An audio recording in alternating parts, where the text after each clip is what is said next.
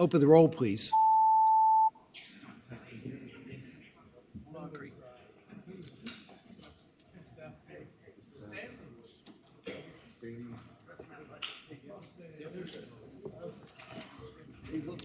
Right here. Down there. You get Louise? Maybe. Somebody hit me up. Got you. Mr. Chair, you have a quorum.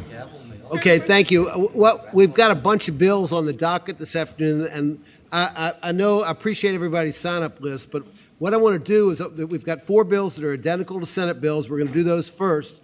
Then we've got several bills that are similar to Senate bills. We're going to see if we can do those first.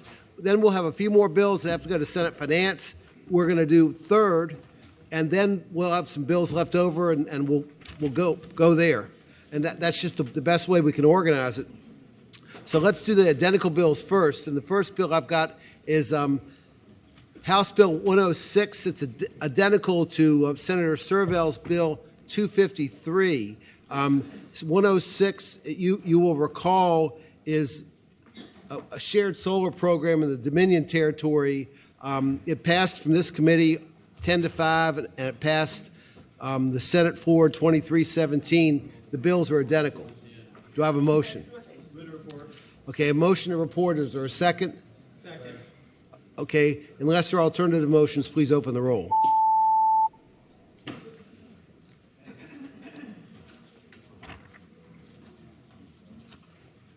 Ayes 10, noes 4. Ayes 10, no 4. Next bill is House Bill 385, that is identical to Jennifer Carroll Foy's Senate Bill 143. 385 was a bill that dealt with railroad safety. It required crews of at least 2 qualified people to be on all trains, locomotives, or light engines.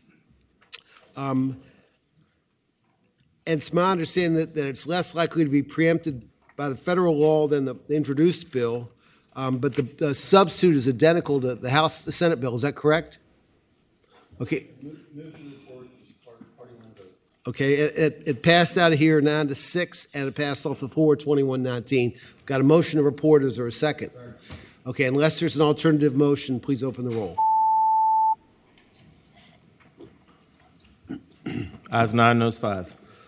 Okay, House Bill 570 is a prescription drug affordability board that is identical to a bill I introduced, Senate Bill 274. It has to go to Senate Finance if we're going to report it.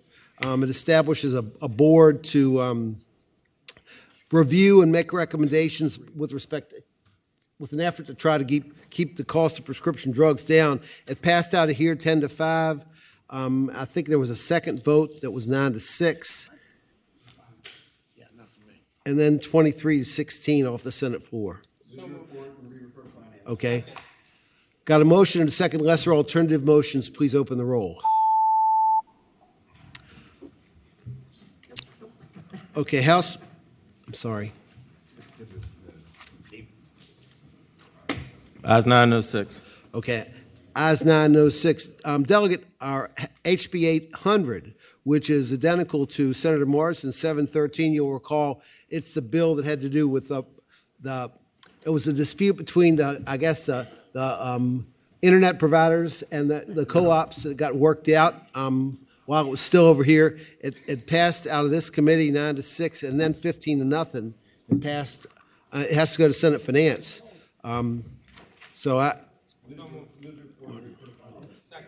Okay. Unless there are alternative motions, please open the roll.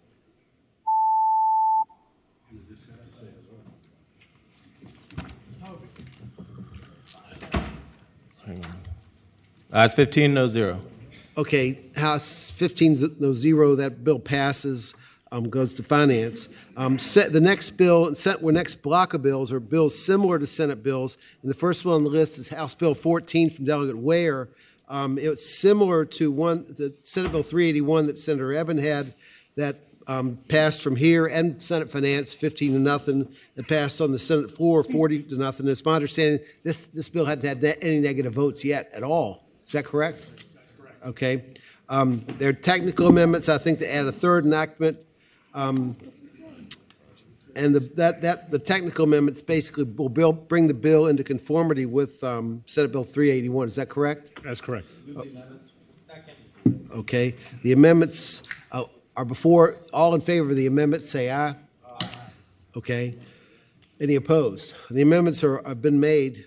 This is a bill that provides, it's about unemployment compensation and the employer's failure to respond to requests for information. It was a recommendation of the Commission on Unemployment Compensation. Report and refer. Move to report and refer to finance. Okay, but a motion and a second to report and re-refer to finance. Unless there are alternative motions, please open the roll.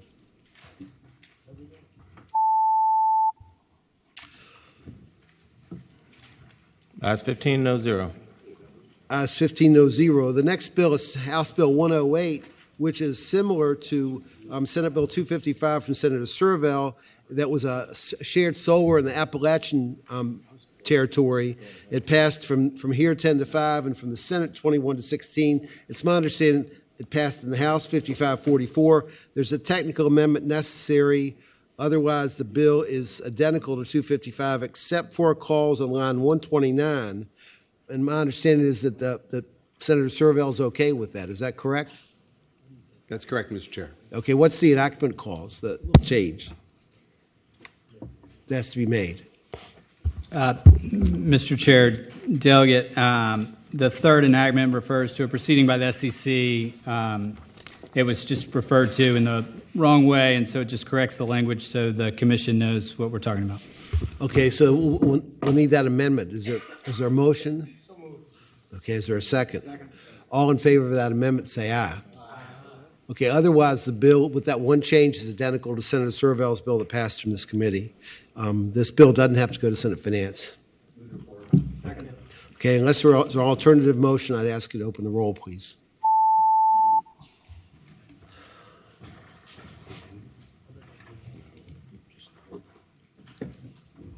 Thank you, Mr. Ayes 10, noes 5. Okay, House Bill 392 from Delegate Reeser is similar to Senate Bill 248 from Senator McPike. It's the bill that Senator McPike had to do with basically the petroleum jobbers. It's my understanding that there was the differences. There was an appraisal on line 20 where the Senate bill said study, and the study is the correct word, so we're going to stick with our preference, if that's all right, Delegate. Good afternoon, Mr. Chairman. Yes, that would be, Okay. I was going to make the line amendment. And that will conform the bills. So we've had a motion. Do we have a second? Second. Okay, is there, all in favor of that amendment, say aye. Aye. Okay, is there a motion on the bill? Move to report the bill. Second. The bill passed from here 15-0 to 40-0 off the floor. Unless there are alternative motions, please open the roll. Thank you, Mr. Chairman and members of the committee. Thank you, Ayes ma'am. 15, no 0. Change back.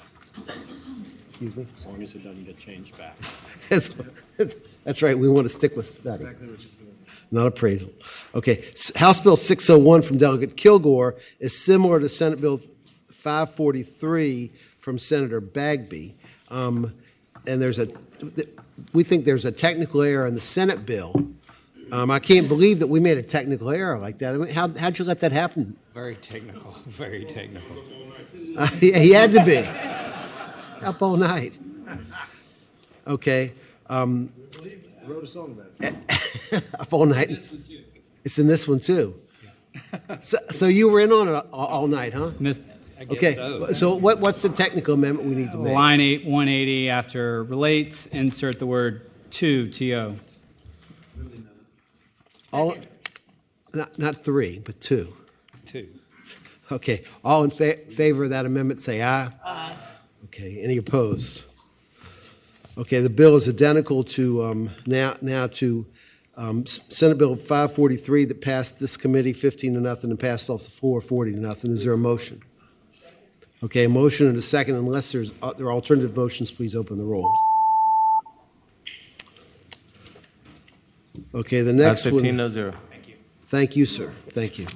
It's Senate Bill 746, and from Delegate Weber that is identical to or similar to a bill that I carried, 565. You got more of a bipartisan vote than I got. I can tell you that. That was there, this is here. And we have a substitute. There's a substitute? Yes, we have a substitute, Mr. Chairman. Okay. Okay, all in favor of the substitutes before the committee now. Please, all in favor of the substitute, say aye. Aye. Okay. Maybe you can explain. The substitute's different from what we had, or there have been changes made? As Delegate Senator the staff, we talked, there's been continued discussion, and there's not peace in the valley in this, but No, there have there's been not. additional amendments made. No, there is not, Mr. Chairman. I think one of the what the substitute has in it has a couple of things. It has the enactment clause number 4, which is new, which allows gives the state corporation in its sole discretion to consider reasonable, prudent, and public interest in determining the cost effectiveness test. And then in the second clause, number 2, it says so for instance on line 314, in developing the test, the Commission shall refer to the cost-benefit analysis framework within the National Energy Screening Projection Standards. Those are 2 of the ones of the a few amendments that have been offered that we put into this substitute. And what that basically means is the commission is not limited to looking at that manual. No, and in fact, in that subsection, it says that they can use any in lines 317 in addition to any other materials deemed relevant by the commission.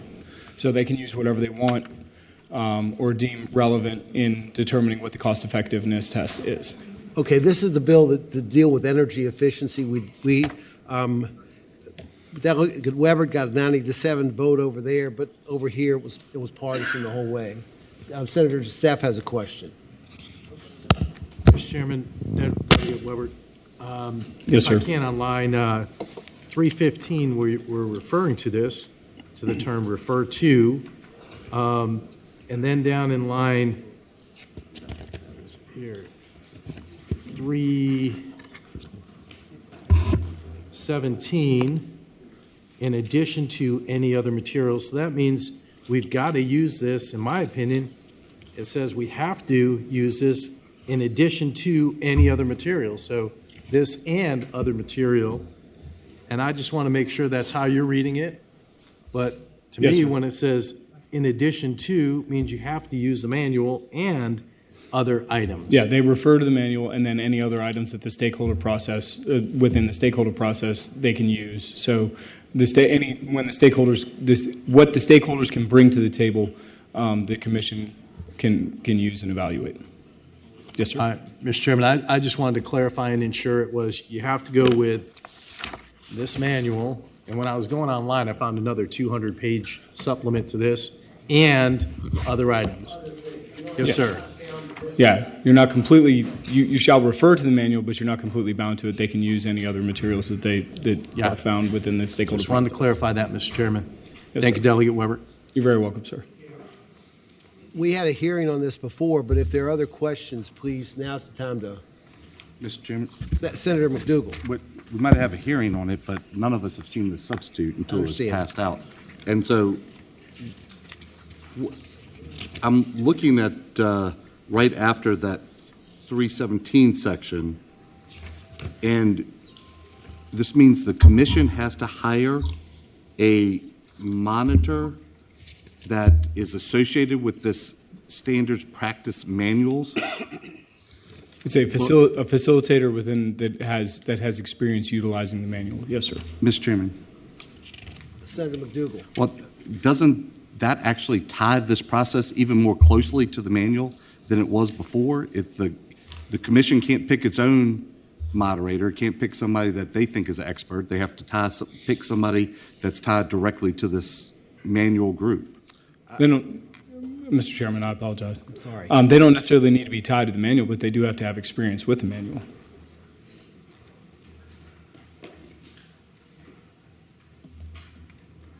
Mr. Chair, it's my understanding that part of the language is not new and was in The original bill.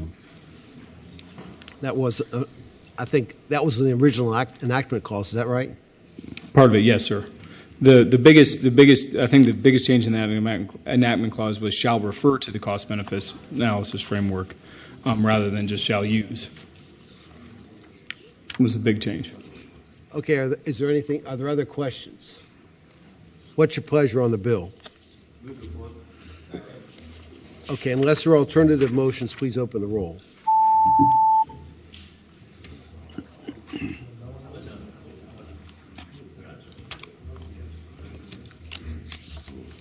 Ayes 9, no 6.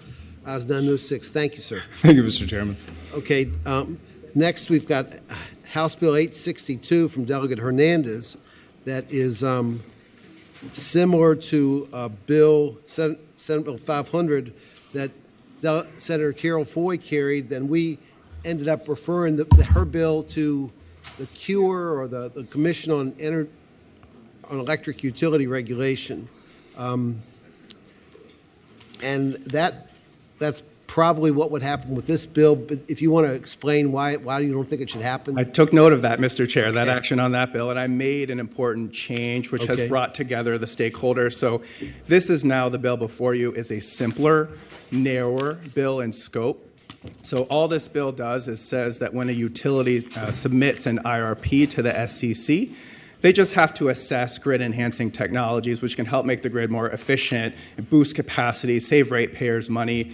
It's just a short summary of their assessment. It doesn't put any additional burden on the SCC. And so because of that narrower scope, all the clean energy advocates are behind it, utilities are behind it, including Dominion. I think they may be here today and they can speak to that. But we worked hard sort of following what the Senate did to make changes to our bill so that it might be more amenable across the stakeholder group. Okay, it is a simpler bill. Is there truly total agreement on this? I mean, there is. Mr. Chairman.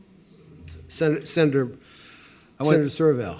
Speaking of the bill, I don't believe there was disagreement on the last one either. The issue was that the CUR is going to go about redoing the entire IRP process because it's had so many requirements like this added to it. The whole idea was we were going to take a big look at it as part of over the next year. That's why we carried it over. That's my recollection. Mr. Chair, I would say there was disagreement among at least the stakeholder groups on that broader bill around the CPCN process for a variety of reasons. This is just to send a signal that Virginia is interested in grid-enhancing technologies. It will just get us more information. The FERC has been looking at this, the U.S. Department of Energy. Well, I don't think Senator Surville is saying we're not serious about getting this right. What he's saying is we've just added so many different things over the years that we want to make sure we get that right. Yes. And that's why we have this commission on the electric utility regulation that suppose once we get staffed up, Senator Surville. I need somebody to apply. I understand that. So does anybody have any questions or any motions? Do you have any emotions? Mr. Chairman. What are your emotions? Mr. Chairman, I have a question for the patient. Senator Rouse has a question. In the Senate version of the bill that was carried by Senator Foy, SB 500, was Dominion opposed to that bill, or was there opposition on that bill? Yes, and they're here in part because, as introduced, the senator's bill was identical to mine, and that's why we cabined the scope of it. And I see Dominion is here if you want to speak to that as well, and the process we went through together. Senator Rouse. What the difference and now that why they're in support of the bill? Mr. Chair, I would answer Senator Rouse by saying that there were two sections to this bill as it was introduced, both in the House and the Senate. And the section that we had no concerns with were looking at these technologies as part of the forward-looking planning process that left us no obligation to actually install them. The area that has been removed from this bill that caused concern required us to look at these technologies and consider them before we apply for CPCN for new infrastructure. So to the extent there was reliability or other concerns, cyber or physical security concerns, this bill by Delegate Hernandez addresses those. Mr. Chairman, so there's nothing in this bill that mandates you all adapt and grid enhancing technology, just that you assess before putting in an application of updating your grid, so to speak. Mr. Chair, I would answer Senator Rouse by saying that's correct. I would also say that the company is slated to file an integrated resource plan this year in October. So in terms of timing, we wouldn't file another one for 2 years. So in terms of whether or not you want it included in the next filing, again, not as a requirement to invest in them, but really as an exploration of them as a potential solution. Thank you, Mr. Chairman. Mr. Chairman.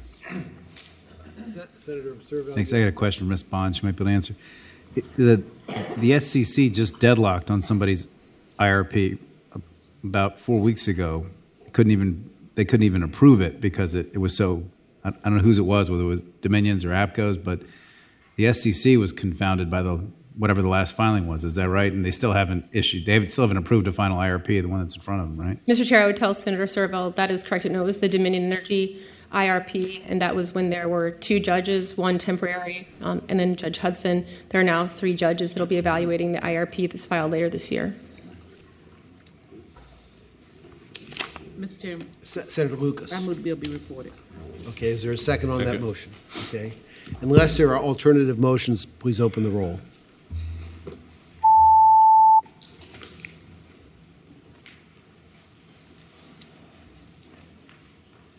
Ayes 9, no 6. Ayes 5, no 6. Congratulations. Next is House Bill Thank you, Mr. Chair. 1069, from Delegate Willett, that was similar to, and this bill will also, if we choose to report it, it'll have to go to Finance. This bill is similar to a bill I carried, 550. It has to do with, it was a liquid nicotine bill. You'll recall it sets up the state registry. And it'll have to go to Senate Finance. It has a reenactment clause and I'm not really sure what that's all about, but I'd entertain a motion to remove the reenactment clause, then it'll be identical to our bill. So, There's some other technical amendments that you might want when you remove the reenactment. to remove okay. So we've got a motion to make the conforming amendments. Is there a second? Second. Okay, a motion to conform the bill, basically. All in favor, say aye. Aye. Any opposed? Okay, the bill will have to go to Finance. Is there a motion on the bill? Okay. Motion's been made and seconded unless there's an alternative motion, please open the roll.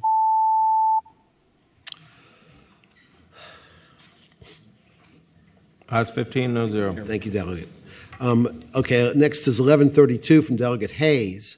And that's similar to a bill that Senator Servo carried, 257. It has to do with for dental insurance. It passed the Senate passed the House without any negative votes. Senator Servo's passed without any negative votes here. The difference, I think, that Senator Servo had a 4th enactment clause that had a work group in it, and is that right? Is that the difference in the bills? Mr. Chair, that would be correct. And okay, well, motion to conform 1132 to 257. Is there a second on that? Okay, all in favor say aye. Aye. Opposed? Okay, the bills are conformed. Is there a motion on the bill? Move the bill be reported as conformed. Got a motion to report as conformed. Is there a second on that? There is motion and a second to report. Unless there's an alternative motion, please open the rolls. Ayes 15, no 0. Okay, the next. thank you, Mr. Chair. Congratulations. The next bill is 1134, again from Delegate Willett. And I apologize, it's just easier to do these things in order, which is similar to Senate Bill 98 that Senator Favola had. So 1134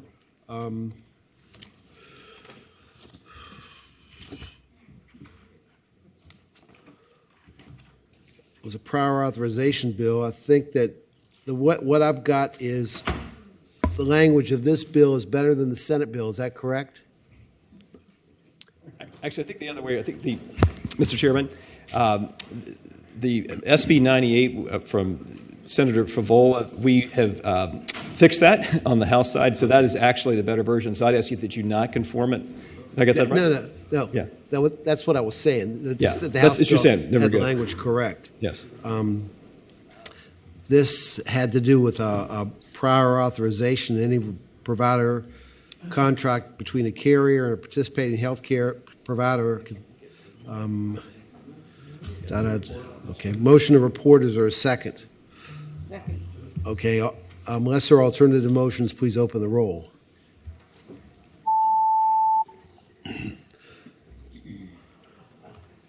Ayes 15-0. Okay, that's 15-0. Congratulations. The next is 1261 from Delegate Tran. That's similar to Senators Bagby's 536. That it looks like it passed on a nearly partisan vote the whole way through. It has to go to Senate Finance if it gets out of here. What this bill does, as I recall, it has to do with unemployment compensation, and it was I think a recommendation of the Commission on Unemployment Benefits. There are a couple of minor differences between this bill and the Senate bill. Is that correct? Thank you, Mr. Chair. Delegate Tran, yes, there are a few differences from Delegate Tran's bill and Senator Bagby's bill.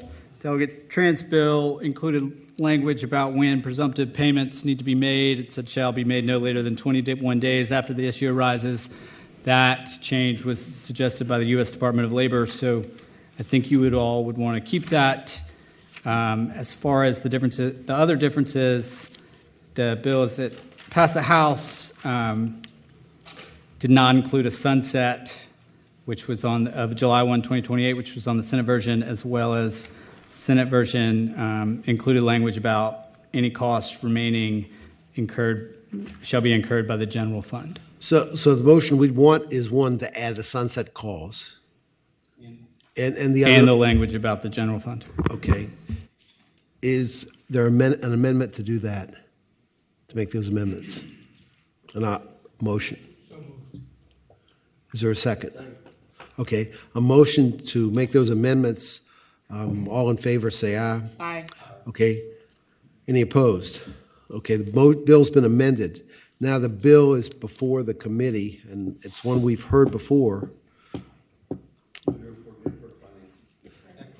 Okay, motion to report and re-refer to finance. Unless there are alternative motions, please open the roll.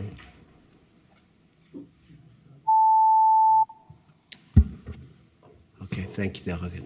Thank you. Ayes 9-6. Ayes 9-6. Okay, the next one is House Bill 1284 from Delegate Askew.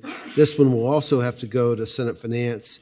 It's my understanding that this is similar to a bill that Senator Lucas carried that was carried over in Senate Finance. It allows firefighters and emergency medical providers to collectively bargain. It's different from the Senate bill in that it does not include the statewide Fire Service Cooperation Board and does provide a method for the certification of exclusive bargaining representatives. So I guess it's more specific in a couple of ways. It is. Okay, so the bill will have to be reported. Otherwise, it's similar. Otherwise, it's identical. I guess the senator. Okay. Second. A motion to report and re-refer to finance. Unless there are alternative motions, please open the roll.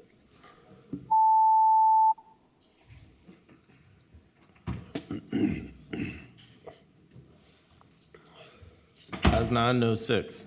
Thank you, Mr. Chair. Yes, sir. Now we've got House Bill 1453 from Delegate Price.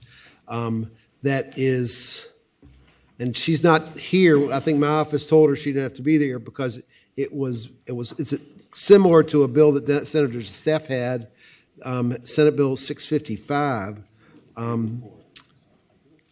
Okay, there's a technical amendment that I think is necessary to bring it into conformity with 655. Is that correct? Okay, so I'm looking for a motion to make that conforming amendment. The amendment just corrects the code reference. It says 60.1. It should say 60.2. Okay. Got a motion and a second on the amendment. All in favor, say aye. Aye. Okay, this Senator, any opposed? I apologize. Senator Steph's bill passed here 14-0 and passed on the floor 38-0. Okay, motion to report the bill. Is there a second? Okay, unless there are alternative motions, please open the roll.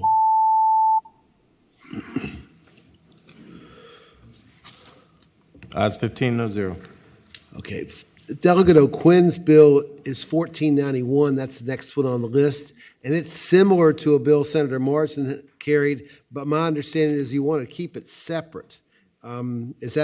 This is a bill that allows the small modular nuclear reactor in the Appalachian territory. Is that correct?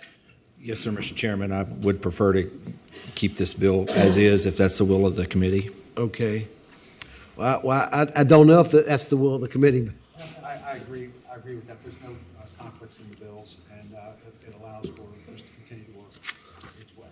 Okay. Otherwise, does this bill leave it up to the commission to decide whether it doesn't direct the commission to do anything except to consider it authorizes the commission to approve the SMR in Appalachian territory, but it doesn't direct them to do that. Is that correct? Mr. Chairman, I would say it doesn't even quite go that far. It directs them only to approve the early site permit portion of the overall development, and only in Phase 1 territory. Okay, it would allow, in the event that they allow the site to go forward, it would allow certain expenses to be passed on to ratepayers, even whether or not the SMR is actually developed in the area. Is that correct? Mr. Chairman, what it would do is it would put it in a rate adjustment clause, so it's looked at every year of the 5-year process rather than through the base rates. It uses the reasonable and prudent standard, and also there's stipulation in the bill that would require the utility to sell the permitted site and return those proceeds to their customers if it isn't used for generation. Okay, this is not a bill that we've necessarily heard. We heard, I guess, we heard Senator Morrison's bill. Did you want to? Thank you, Mr. Chairman. The bill that I had included a phase 2 utility, also Dominion Power. And what I think the importance here is this is a 5-6 year process to get these things done. And unless we get started, what my concern is that as the technology develops, and most people in the industry believe that it will, when it's ready for prime time, we will be situated with a site and the development process having taken place, so that as these things come online, we will be situated so that we can purchase them, get them ahead of other states, and meet the goals of the Clean Economy Act, which is very, very important to me to do, Mr. Chairman. Thank you. Well, this bill is similar but not identical. So what I'd like to do is maybe take 3 minutes of testimony on each side. People that are for it first, and then people that are in opposition.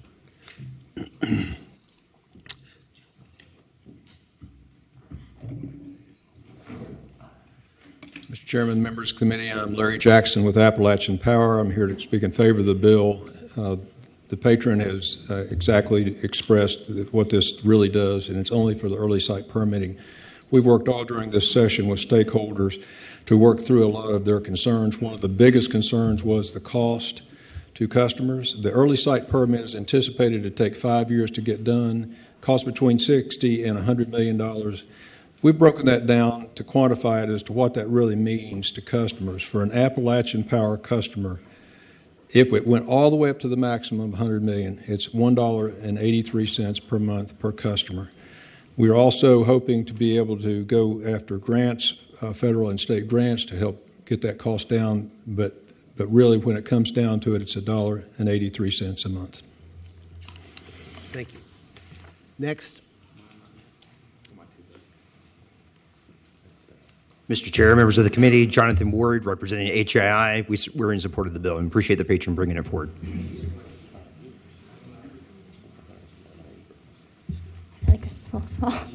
My name is Peggy Melota. I'm a third-year PhD student at Virginia Commonwealth University, and I just wanted to speak in favor of this bill because nuclear education brought me to Virginia, but the advancement of these reactors is what's going to keep me and fellow students like me in Virginia. Our past 2 PhD students have left the state and the country because there's not advanced reactors here, so everything that we can do to move advanced reactors forward in Virginia will keep us here. Thank you.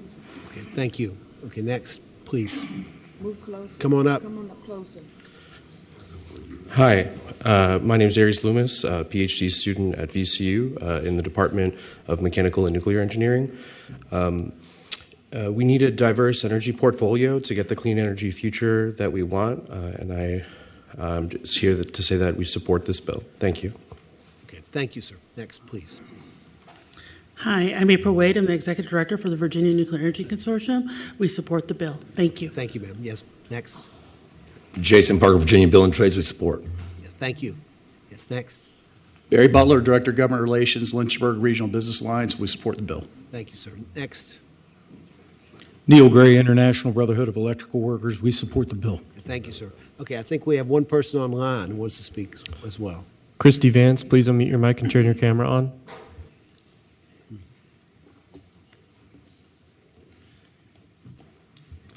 Christy Vance, please turn your camera on and unmute your mic.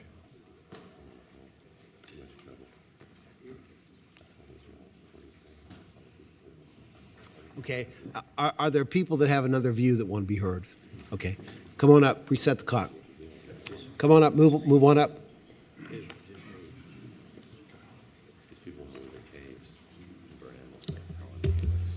Good afternoon. My name is Reese Shearer. I'm from Washington County. Thank you, Mr. Chairman and members of the committee. I'm here from Southwest Virginia to urge you to vote no on HB 1491. Don't send APCO customers down a costly and empty SMR rabbit hole. This SMR dog won't hunt, but it sure will bite. HB 1491 is not about whether you support nuclear energy. Follow the money. Currently, the SCC doesn't permit ratepayer reimbursement for new generating facilities until they're online. HB 1491 radically alters this sensible approach and permits cost and risk shifting from APCO investors to Virginia families to bankroll SMR design and engineering. If SMRs are such a great idea, let the utility stockholders put their own skin in the game, not families. 1491 is simply wrong. Thank you.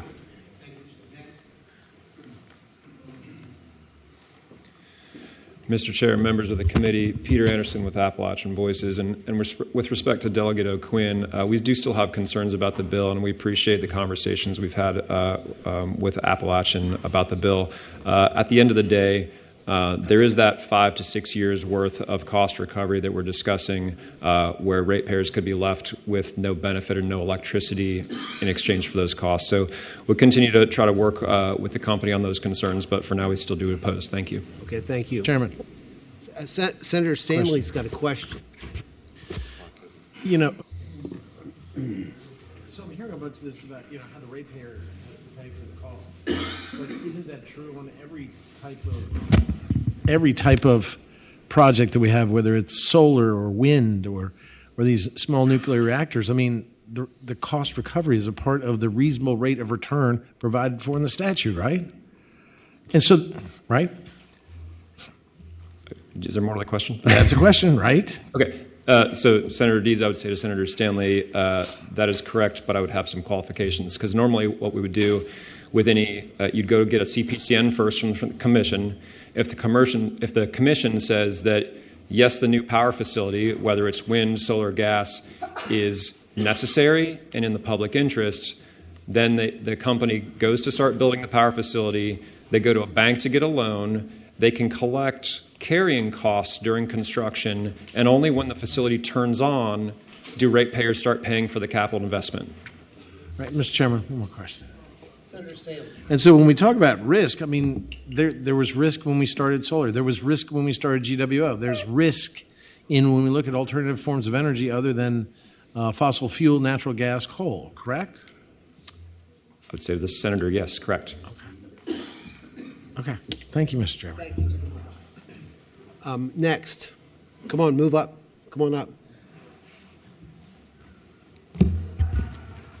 Hello, good afternoon. Senator Dees, Senators. My name is Erica Gray. Y'all probably have been getting some emails from me to let you know that the first NuScale reactor, besides it being canceled, there's also a class action suit against it because a lot of things weren't really honest about it.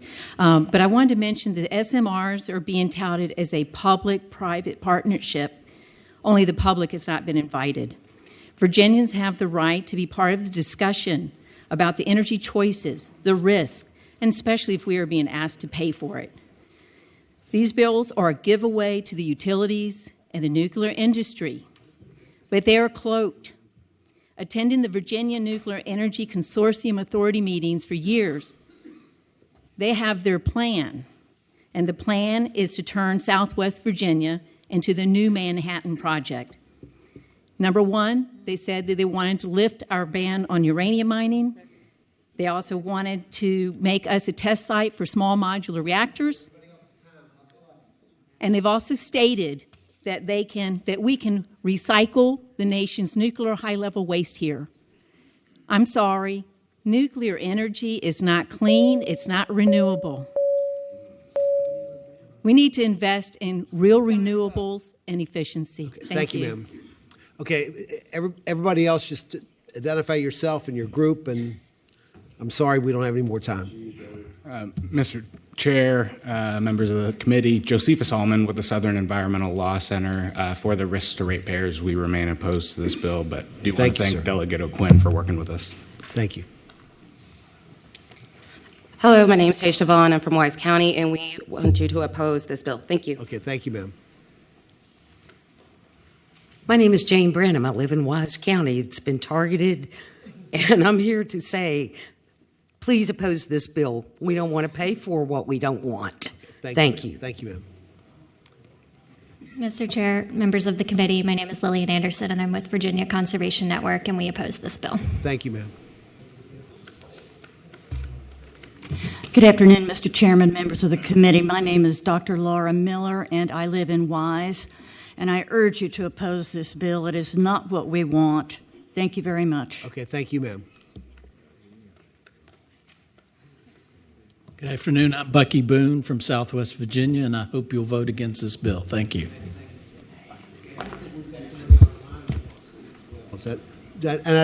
We're out of time, so you just need to identify yourself and tell us if you're from a group or you represent somebody else. Adam Mall, please unmute your mic and turn your camera on.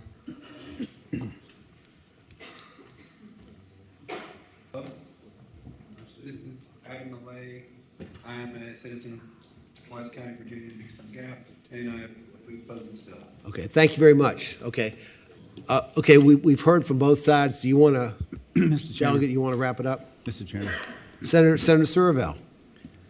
So, Mr. Chairman, speaking to the bill really quick, you know, I supported Senator Marsden's bill when it went through, and I support what this one's trying to accomplish as well. The problem that we have before us is that we have two bills on the exact same subject matter that have different words. They're close, but they're different. And I don't know how the committee can adopt two separate policy concepts on the exact same subject matter. And it seems to me there needs to be some kind of reconciliation, or else we're telling the governor we support two different approaches to the same problem. I don't either. I didn't support Senator Marsden's bill, and I won't vote for this one. But that Senator Morrison and Delegate O'Quinn have both said they want to keep the bill separate. Well, Mr. Chairman. Yes, Senator Surville. If the governor signs two bills, then you have two separate policy proposals addressing the exact same thing. That makes no sense. I understand.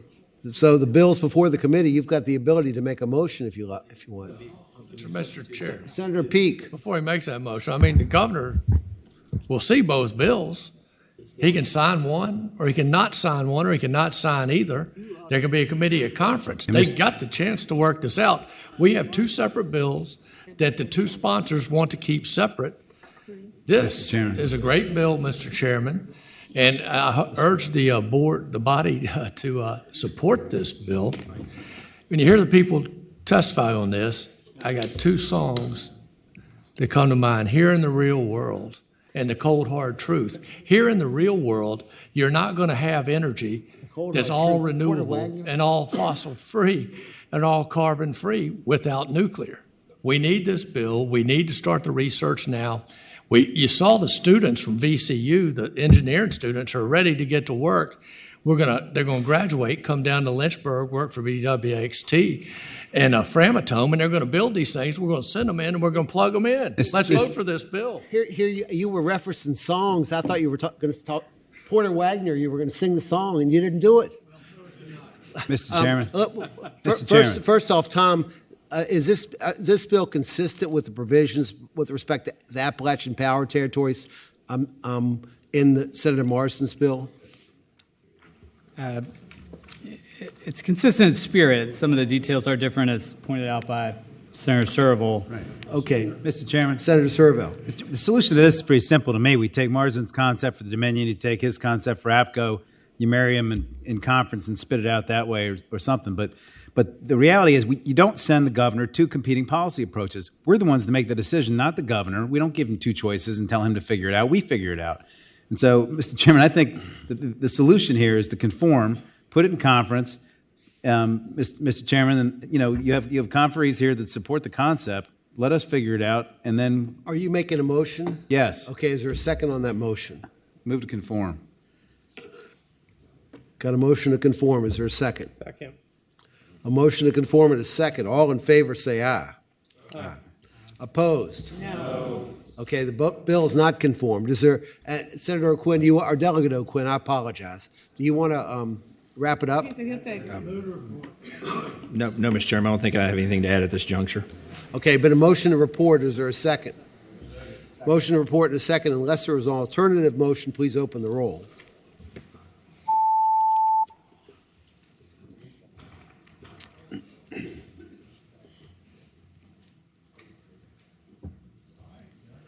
Ayes 9, no 6. Ayes 9, no 6. Okay. The bill reports. I've got three bills that have to go to Senate Finance, and then we'll get to the sign-up sheet. Former Senator Garrett, you've got 489. So what's it like over there? Mr. Chairman, I believe a long time ago that you were a member of the House. It's awesome. He's a Republican Johnny Joanna. That's right. You know what? I'll take Republican Johnny Joanna all day long. This is a bill that has to go to finance if it passes. We've not seen it before, so I'd ask you to give your attention to Delegate Garrett.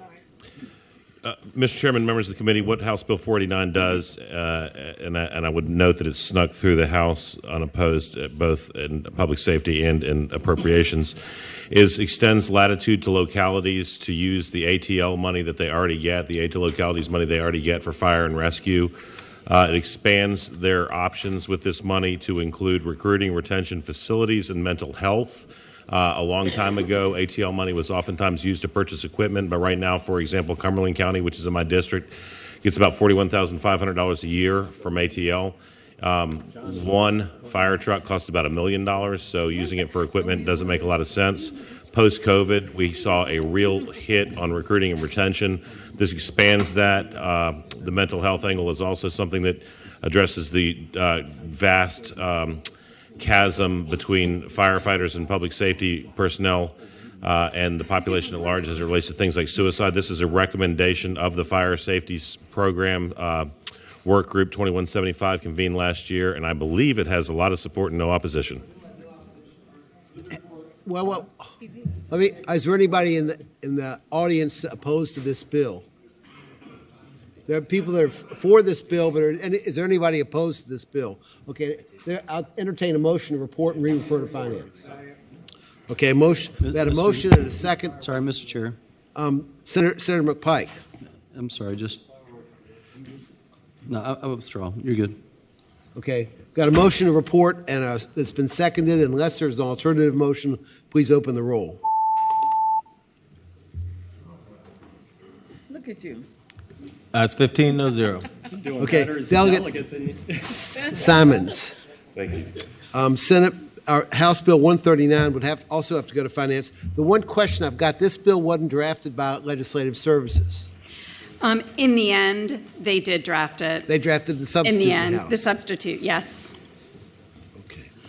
But initially, it wasn't drafted by Legislative Services. Yes, that's correct. Okay, tell us about the bill then. So the bill applies the existing Virginia Prevailing Wage Act to contracts for underground infrastructure works performed by private contractors doing work on government-funded or regulated work.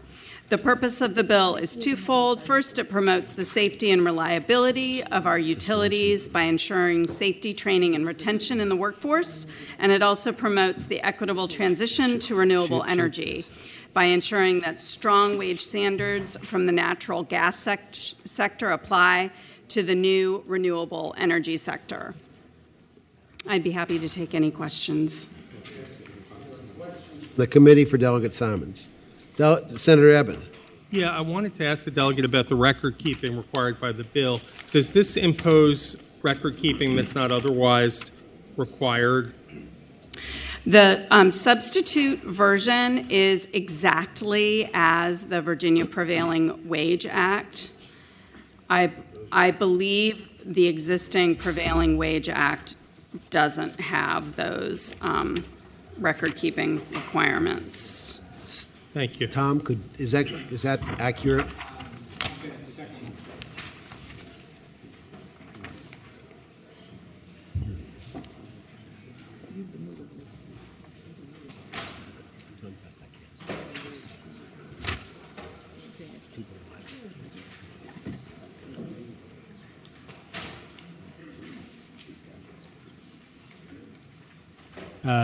Mr. Chair, under 2.2-4321.3, the existing section on prevailing wage for those who are under contract with the Commonwealth requires each employer to preserve records relating to the wages paid, a schedule of the occupation of work classification, and they shall preserve the records for a minimum of 6 years and make such records available to DOLE. It's consistent with the language from on lines 37 through 46, basically. Is that correct? Yes, sir. Okay. So there is some record-keeping requirement, but it's what we already require. Okay. Are there other questions for Delegate Simons? Okay. We haven't heard this bill before, so we'll have a public hearing in 3 minutes on each side, people in favor and people in opposition. Okay. Come on up.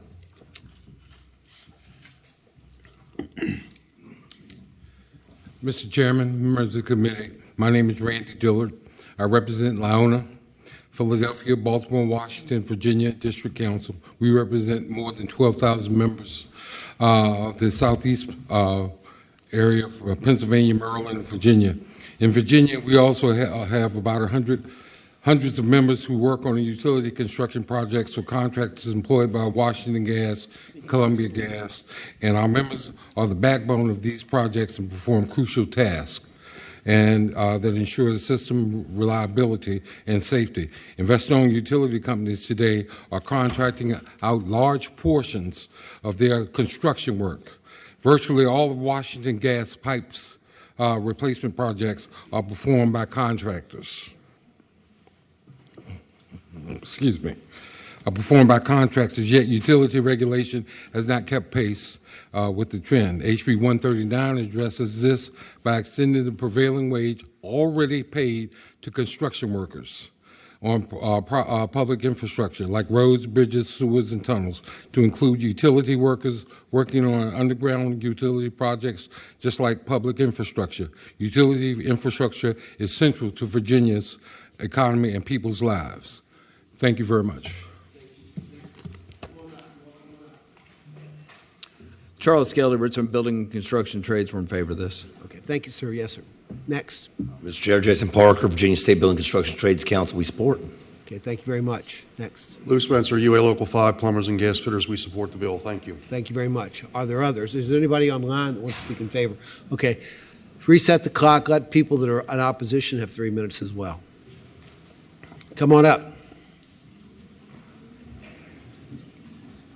Come on up. Okay, yes, ma'am. Good afternoon, Mr. Chair. Morgan Whalen with Virginia Natural Gas. I'm going to thank the patron for her time, but we still have concerns with the legislation. Virginia Natural Gas, we're proud to be a top workplace in Hampton Roads, and that's voted on by our employees. And half of my employees today are unionized labor. Our concerns with the bill is the broad nature of this. We do not bid our projects versus underground versus above ground. It creates a lot of concerns about how we track internally our current workforce. I want to point out on line 37, this is different from existing prevailing wage law. This would require us to get information on wages, salaries, benefits, timesheets of contractors and subcontractors. These are separate private companies. The current prevailing wage law does not require the state or VDOT to get that information information from contractors or subcontractors. It does not believe Fairfax County has adopted this ordinance. A county does not have to get this information from contractors or subcontractors. So that is a large change from current law. This would be information, again, that we do not collect today, separate employers, and we do not believe as a company we should have to have that expense for our ratepayers to have records and wage employment information of separate companies. So for those reasons, we respectfully oppose the bill. Thank you. Mr. Chair, members of the committee, my name is Patrina Jones-Robleski. I work for Columbia Gas of Virginia. We do oppose the bill, and the main reason is the employee administering of records. Us having to do that for other licensed businesses in the Commonwealth doesn't make sense, and this is including contractors and subcontractors. We have over 100 contractors, so this could become larger than the number of employees that work for Columbia Gas today. Thank you very much. Okay, thank you, ma'am. Next. Mr. Chairman, members of the committee, Angie Bezick on behalf of Washington Gas. We also oppose the bill. There, as Morgan said, very broadly written. It covers every worker, every trade, every craft. What does that mean? Who's attached to the underground infrastructure, the people who come replant the grass, the landscaping around it, and the current code applies right now as far as prevailing wage to the localities and other political subdivisions. And so it's moving that to the private. We oppose. Thank you. Next, please. Mr. Chairman, members of the committee, my name is Dylan Bishop. I'm here on behalf of the Virginia Oil and Gas Association. I just want to be clear that the substitute before you has nothing in the bill dealing with safety, training, or transition to renewable energy. And for the attorneys on the committee, nowhere in the bill is underground infrastructure work defined. For those reasons and the reasons expressed before me, we respectfully oppose the bill. Thank you. Thank you, sir. Okay, is there anybody online? There's nobody online. Delegate, do you want to wrap it up? I guess it would be great maybe to go back to council. This is the Virginia Prevailing Wage Act. This is not putting anything new on employers that is already there with the Virginia Prevailing Wage Act, and maybe you all could confirm that for me. You're just applying it to different people, I guess. So otherwise, you wouldn't need a bill, right? Mr. Chair, yes, certainly the big difference is this applies to a different set of companies. I apologize, Tom. I was running my mouth and I didn't hear what you were saying. This applies to different people, as you said. Okay. Senator McPike. I appreciate it. So the application and the question of the patron is it not true if you have a public entity that has this provision already, you already have public retention records that require the duration of payment applications, and payment applications is supporting documentation in relation to all these.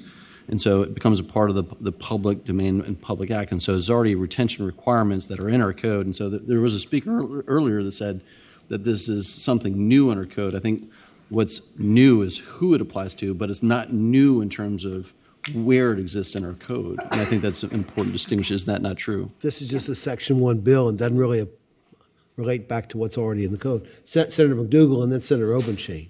Mr. Chairman, my question is, looking down here, I think it's 34 to 35, and maybe this is for council, it says provide an itemization of the amount paid in wages in each applicable benefit. Does that mean, do I read that to mean each individual person that receives a wage?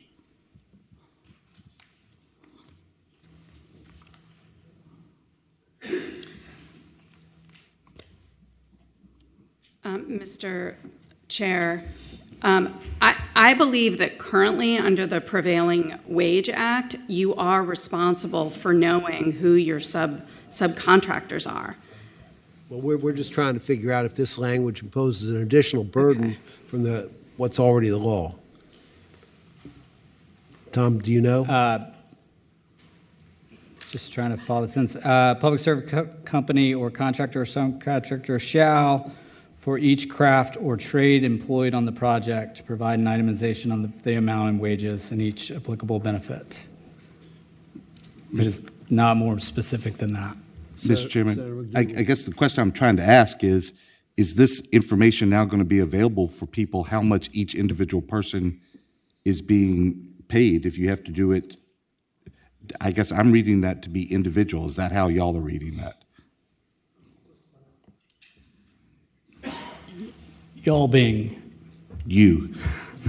I would ask, there is similar language in the Prevailing Wage Act. I would ask if the Department of Labor and Industry is here to see how they interpret it with regards to those under public contracts. Is there anybody here from Dolly? We've got a victim. Good afternoon. Yes, ma'am. Senator Deeds, members of the committee. Yes, I'm sorry, could you please repeat the question? Mr. Chairman, question is we're looking at in that around 33, 34, and 35. It kind of looks to me like that's saying that you have to have itemization of the wage paid. And so is we going to get individual? Is it going to say there are, this person makes this person makes that?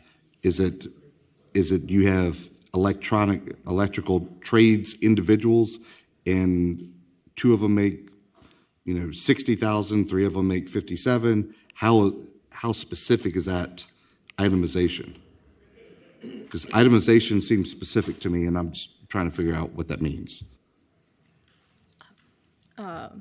Senator Deeds, I would say that yes, the itemization would be broken down in that manner from Dolly's reading of the. Broken down right now with those places where the prevailing wage is last. I'm not sure. I'm not exactly sure, sir. I would be able to look that up and can provide that information. But our reading of the way that this record keeping would have to be is that it would be itemized by the specific Okay, job. does that answer your question, Senator McDougall? Senator Obenchain has something. No? Okay. Thank you. Do you want to wrap it up, Delegate? Thank you, ma'am. Thank you, committee. This is already the law of the land. We're just trying to make sure we cover more workers. It's always been applicable to private contractors doing work on government-funded work. These are our tax dollars, and we want to know that people are being paid properly on these government projects. Mr. Chair, can I make Senator a comment? Obenchain. Yeah, but these aren't our tax dollars. These are, this is a public utility that, we've spent a lot of time talking about public utilities and the cost to consumers. And, this is, it's not an electric power utility, but it's a gas utility. And what we're looking at is, imposing obligations on them that are absolutely 100% calculated to raise the cost of this service on the consumers. And, if that's the purpose, that's fine. But we need to go into this with our eyes wide open. We've talked about Davis-Bacon and prevailing wage in the past, and there are, dramatic differences between the real prevailing wage in localities and what the U.S. Department of Labor says the prevailing wage is. And we've had pipe fitters in my area. We've had some complaints about, the wage being paid to pipe fitters in my area may be, $30 an hour, but the Department of Labor says it's $80 an hour. And companies can, go out all day long and hire pipe fitters for private jobs in the Shenandoah Valley or wherever for one price, but, U.S. Department of Labor just designates a higher price that, is going to be applied on these projects. So, it is a policy issue whether we want to extend this beyond taxpayer-funded projects to, companies like this. And I understand the desire of organized labor to do that. This has been a national priority for a long time. And, we've crossed the Rubicon for public contracts. I just question whether we want to do this with respect to a private company. Okay, Senator. Mr. Chairman, one more question. On line 9, and this is for council again, each public service company, so can you list us off every public service company, or do you have a list of those in Virginia? There's a definition somewhere in there. Is that the definition we use? Because this is Section 1 bill. Yeah, the definition on line 54 and 55 points to, as that term is defined in 56.1.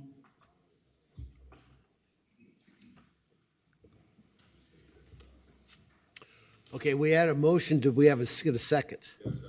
Okay, got a motion and a second to report and refer. Unless there are alternative motions, I'd ask you to open the roll.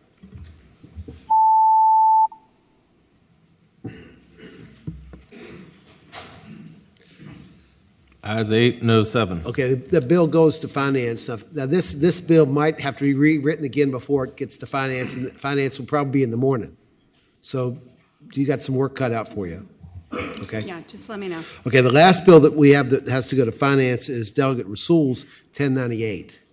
I did have one more bill, but you want me to come back? No, we want to do the finance bills first. Okay. So 1098 from Delegate Rasul.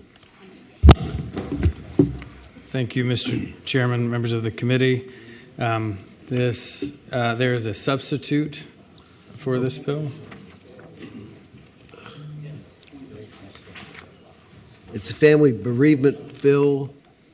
And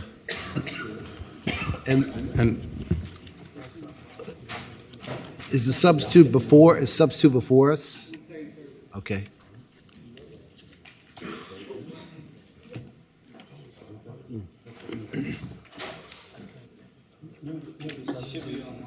Okay, motion and a second to adopt the substitute. All in favor, please say aye. Aye. Okay, any opposed? Okay, the substitute's before you. Please explain what the substitute does. If there are differences between the substitute and the bill that we've already looked at, we didn't look at in depth, but so we've never really seen it before. Please explain that. Thank you, Mr. Chairman, members of the committee. This is a bereavement bill that provides unpaid bereavement for a family that is experiencing deep sorrow. The substitute that is before you does a number of things. In explaining the substitute and the bill, first, in congruence with FMLA, it's for employers that are 50 employees or larger. Second, the substitute also updates the definition as it left the House of eligible employee. Happy to answer any questions about that. Third, there was a request from Senator Marsden where it's 10 days of unpaid bereavement, but we split that up into eligible 2 5-day periods. And beyond that, Mr. Chairman, members of the committee, it goes on to define covered family members. And what we're trying to do here, and happy to answer any questions, is ensure that when this family is experiencing deep sorrow, that their job is protected, at least with unpaid bereavement leave. Exemption, I think, made in the House. Is that still in the substitute? Mr. Chairman, members of the committee, the exemption is now stripped out of that, of the substitute. We did keep in a religious exemption, but the exemption you're referring to has been taken out. Okay. So this applies to everybody? It does apply to everyone with every employer with employees 50 or more. Okay. An employer with more than 50 or more employees. Okay. Are there questions for Delegate Rasul? Okay. Senator Eben. Yeah, just to be clear, this is just for unpaid leave. Is that correct? Unpaid. Mr. Chairman, Senator Eben, unpaid leave. That's correct. Thank you. Okay. Mr. Chairman. Senator Rouse. Just a quick question for the patron. And does this covers an event where a family has more than 3 untimely deaths in a year? I see on line 57, I think it tries to get at that, but could you clarify that for me? Yeah, Mr. Chairman, Senator Rouse, in the event where unfortunately someone has lost more than 2 family members, that is also covered with a potential for a more extended period. Okay, we haven't heard this bill, so I'll open it up 3 minutes on each side. People that are in favor of the bill first. Come on up, and you got 3 minutes total. Hello, Chairman and the member of Senate. My name is Carrie Paris. I live in Virginia, and on behalf of myself and 2,100 pilots that reside in Virginia, we really appreciate this opportunity. I'm also a United pilot flying 777 based in Washington, Dulles. I just want to thank this committee for opportunity to provide the airline perspective, and additionally, I want to extend our appreciation to Representative Sam Rizal for his willingness to work with us to correct the exclusion of airline workers from this. And this committee, I really thank you for removing the reference to the Railway Labor Act and definition section of this legislation. There's no reason why we should not be treated the same as everyone else on this committee and other workers in Virginia. Some of you have heard from airline representatives regarding the need to treat airline crews differently because we're union members organized under the Railway Labor Act or because of the Airline Deregulation Act of 1978. Airline claims that the ADA exempted states from legislating on employees-related issues, including the leave time, but the definition. But the reality is this does not extend the state labor laws at all. And I also want to raise the committee's problem in the definition section of legislation that excludes pilots and flight attendants. When the bill states a worker must work at least 1,250 hours annually, FAA prohibits me from working more than 1,000 hours in the calendar year. So flight crew members, we get paid from the pushback, and then until we push back in, and anything in between does not cover this. Layover time between connections, none of these, but we are full-time employees. And U.S. Congress and Department of Labor understand this distinction and classify such as FMLA and stuff like that are now understood. So we appreciate this committee's understanding on the unique nature of this, our work, and thank you for the support, and I'm speaking in support. Okay, thank you very much. About a minute and 10 seconds left, so come on. Jason Parker, Virginia, AFL-CIO, we support. Thank you. Hello, my name is Eddie C. I'm Director of Freedom Virginia, Director of Organizing. I'm here in support of this bill on family bereavement. Employees deserve time off to grieve the loss of family and loved ones. The time off improves mental health, and if not encouraged and offers, businesses employees pay the price. Research shows that decreased productivity and increased absenteeism due to grief and responsibilities cost American companies over $75 billion a year. Offering family bereavement leave helps employees feel supported in the midst of turmoil. I ask you to support HB 1098. Thank you, sir. Next. Mr. Chairman, Tim Craver with the Virginia Locomotive Engineers and Trainmen. We support this bill. We just believe that if you're going through that particular time when you have a death in the family, you need time off. You need to concentrate on what you're doing and the safety aspect of it. Thank you, sir. Next. Hello, Lou Spencer, UA Local 5, Plumbers and Gas Fitters, Virginia Building Trades, Virginia AFL-CIO. We support the bill. Thank you. Sir. Next.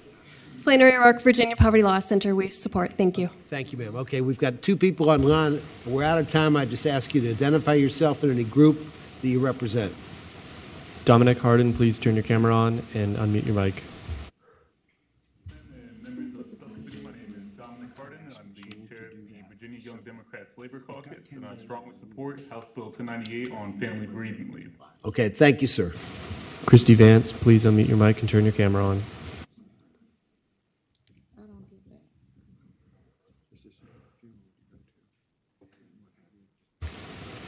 Hello, this is Christy Vance. I'm representing the Western Virginia chapter of CLUE, and I just want to say we support this bill. Okay, thank you. Okay, the other side, please reset the clock. Come on up.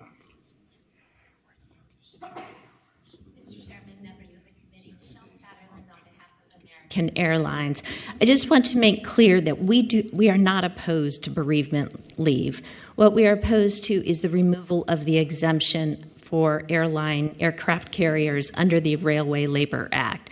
The original bill, as it came to you before the substitute, included an exemption for air carriers. That is really critical. We have a federal obligation to keep people and services moving. So at the federal level, there is the Airline Deregulation Act. There's also the Railway Labor Act. Airlines and railroads are employers under the Railway Labor Act.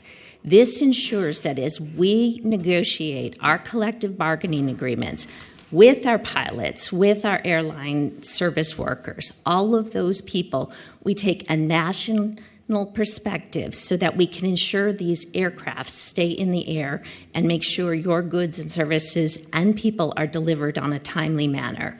We're not opposed to bereavement leave, and I want to thank the delegate. He's had he's wonderful to work with and has kept an open dialogue with us, but we have to oppose the bill with. Thank you. Mr. Chair, members of the committee, Nicole Brenner with Reed Smith on behalf of United Airlines. Again, speaking in opposition to the removal of the exemption to the Railway Labor Act, which preempts state laws. We are attempting to ensure that a national collective bargaining agreement is compatible with 50 separate state laws. If we're adopting something like that, poses an impossible compliance challenge. Would ask you to put that exemption back in. Thank you. Mr. Chairman, a quick question from Ms. Brenner. Ms. Brenner, Senator Servell's got a question. You said the magic word preempt a second ago. I'm just trying to understand what you're suggesting with that. Are you saying that federal law preempts what we're trying to do with this law when it comes to employees that are covered by the federal act you mentioned? The Railway Labor Act does preempt a number of state laws. This exemption was taken out today, and I won't speak for a judge. Possibly we'll be trying to attempt to prove that in litigation. The majority of United's employees in Virginia are covered by a collective bargaining agreement. That agreement falls under the Railway Labor Act. It's a national agreement. So what we're doing here is different than what's in the collective bargaining agreement. In many cases, that's paid leave, as opposed to here we're talking about unpaid leave. What I'm saying is a national agreement. Yes, the Railway Labor Act preempts state laws on these topics. Mr. Chairman. Mr. Chairman, follow up. I understand it's inconsistent with the agreement. That wasn't the collective bargaining agreement. That wasn't my question. Preemption means we don't have jurisdiction to legislate in a certain space. And I'm trying to understand if you're saying we don't, that somebody thinks, I don't know whether it's you or your client, whatever, thinks that we don't have legal authority to act in this space when it comes to employees covered legally have the ability to legislate here for transportation type employees. Is that what you're saying, or? Mr. Chairman, Senator Servell, normally when you are adopting statutes like this that impact workers, you do provide for an exemption for the Railway Labor Act for that reason. Okay, thanks. Rasul, you want to wrap it up? Yeah, Mr. Chairman, this is, for the United States, this is settled law at this point. The Ninth Circuit has ruled that there's not an incongruence here, that you can, in fact, you don't need these exemptions in these laws. We've, of course, passed a number of different laws impacting our workers here, and many of them do not have this exemption. Some work their way in, but it is not settled. It is the preference of the state. Okay. The bill's before the committee. It has to go to finance if it's going to report. Okay, got a motion to report and refer to finance. It's been seconded. Unless there are alternative motions, please open the roll.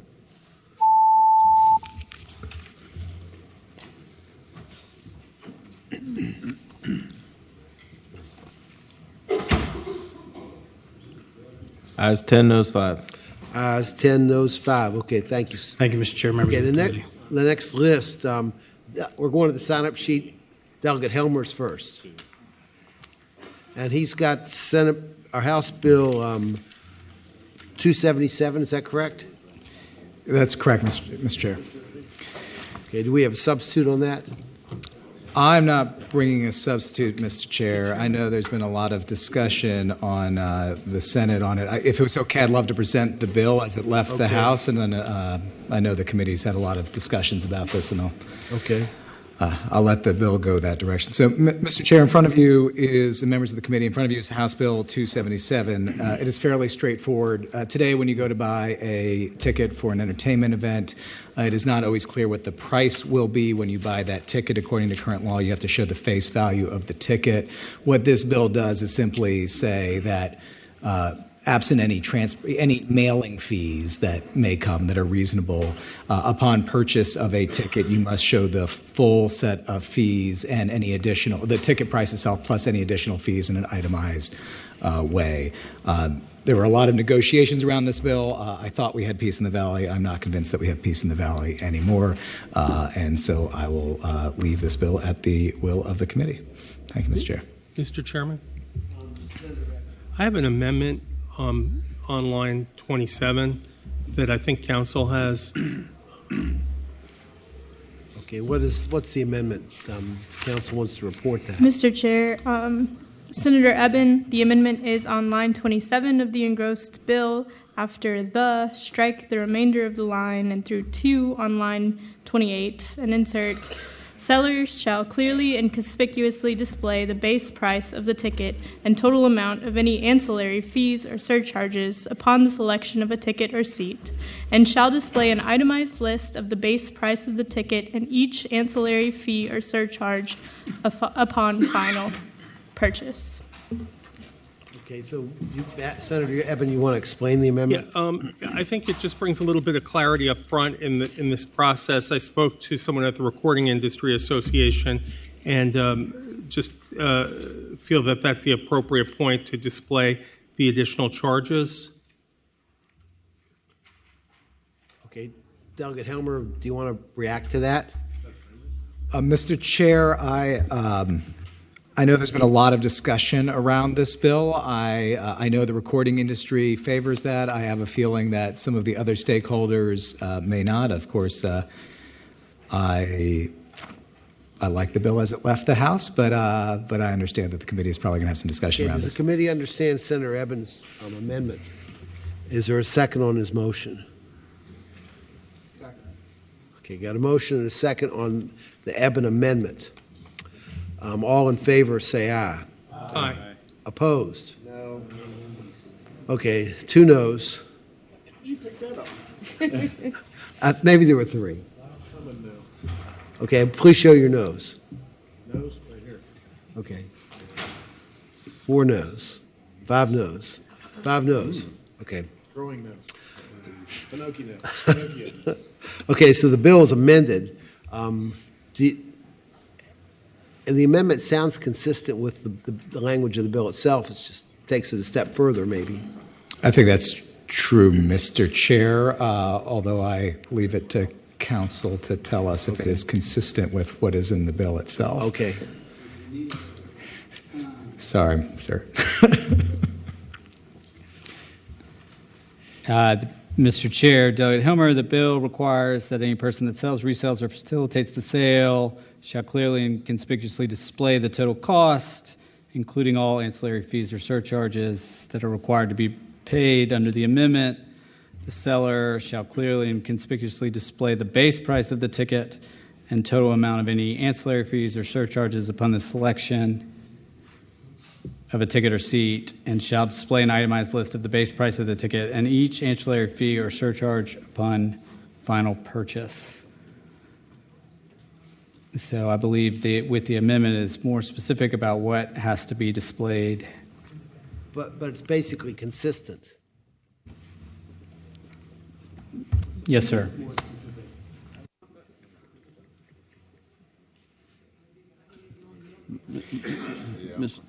Mr. Chair.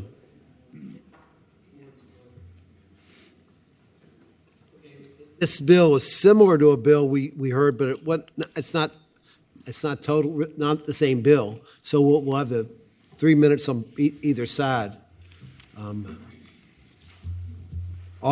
Who's in favor of the bill? Mr. Chairman. Senator Ralph. I think the pros and opposed. So before we take testimony from both sides, can we just clarify the amendment again? Does the amendment strengthen the bill? The amendment provides more disclosure. Mr. Chair, I guess it's out of the beholder as to whether or not it strengthens or weakens, right? I think, Mr. Chair, as I understand that amendment, it is more prescriptive in terms of the disclosure than what was previously in the bill. I think it will provide transparency. I think it is different than the way in which we indicated out of the House, and so I imagine you'll probably see some flipping of House stakeholders discuss it based on the amendment that the Senator introduced. But I think from an intent perspective, if both the bill before and after amended provided clarity on what is the price you are going to pay and required fees, and I think these just go about it differently.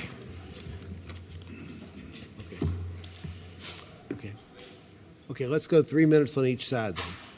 I don't know who's on which side now, so nobody knows which side. You got to take a side if you're coming up. Understood. Mr. Chairman, members of the committee, Nicole Brenner with Reed Smith, speaking in support of the bill that was before you before it was amended. Other states, on behalf of Live Nation and Ticketmaster, other states have endeavored to do all-in pricing, which is what the industry would call it for ticketing. Have tried it in a couple other states, and then we've seen how it's been implemented. And we worked prior to crossover with Delegate Helmer to get this bill in a place where we feel like it incorporates all of that experience and conversations that we've had across the country. I would call the bill before you, before it was amended, best in country ticketing transparency legislation. The amendment is about whether or not there is itemization and when there is itemization. The total price is what Delegate Helmer's bill requires to be upfront.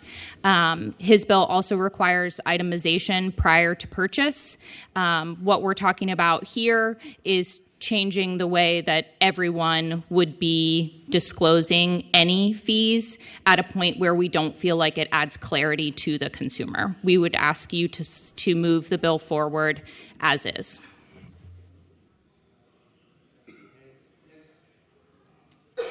Hi, my name is Stephen Parker. I'm here speaking on behalf of a coalition that includes the Recording Academy, which is the Grammys, the Screen Actors Guild Union, and Eventbrite, which is the second largest ticketing company in the country. We are here on behalf of artists. Artists are the small businesses, nonprofits, and individuals in your communities that put on performances in every single one of your Senate districts. Right now, they are saying that fans deserve to know what their fees are up front, and here's why.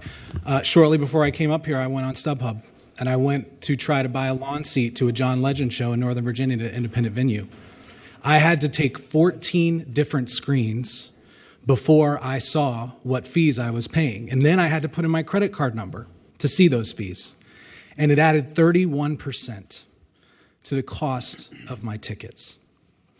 People need to know what fees are. They need to not be deceived. And essentially, what the bill right now is wonderful in terms of trying to create transparency, but it does not truly create transparency because people don't know added fees that are being added. And we would encourage you all to adopt the amendment. And with that amendment's adoption, the music industry would support this bill. Okay, we've already adopted the amendment.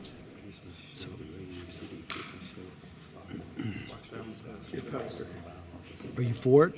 No, opposed. Okay, well then there's some people online that are for it. We need to hear from. Kevin Erickson, please unmute your mic and turn your camera on.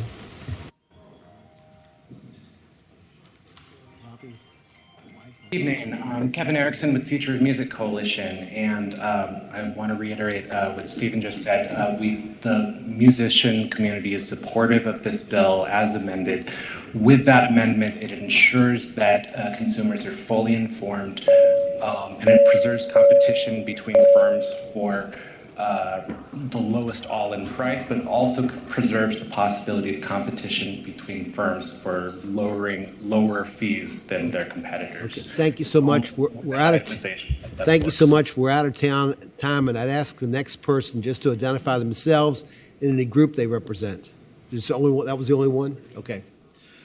Okay, who's against? No. Okay. I don't know what's going on here. Yeah, Mr. Chairman, members of the committee, Ross Scrogg with Kemper Consulting on behalf of StubHub. I would like to associate my remarks with Nicole Brenner from Ticketmaster. I've met her before. Yes, Senator Stanley. We worked very closely with the patron and a lot of the stakeholders you've heard from today earlier in the process to come to what we thought was agreement on the bill. This is the first we've seen of this amendment here in committee. I think the key for us is, again, as Nicole outlined, the itemization as well as the timing in the process. You know, we're a platform selling in all 50 states, and so trying to deal with a 50-state solution on this is going to get really complicated. You know, there are other states that have attempted this. The bill, as it passed the House, we do think was a sort of best in class as far as a solution on all-in pricing. There is an effort on the federal level to put forward all-in pricing legislation, but we do have concerns with the bill as amended. Thank you.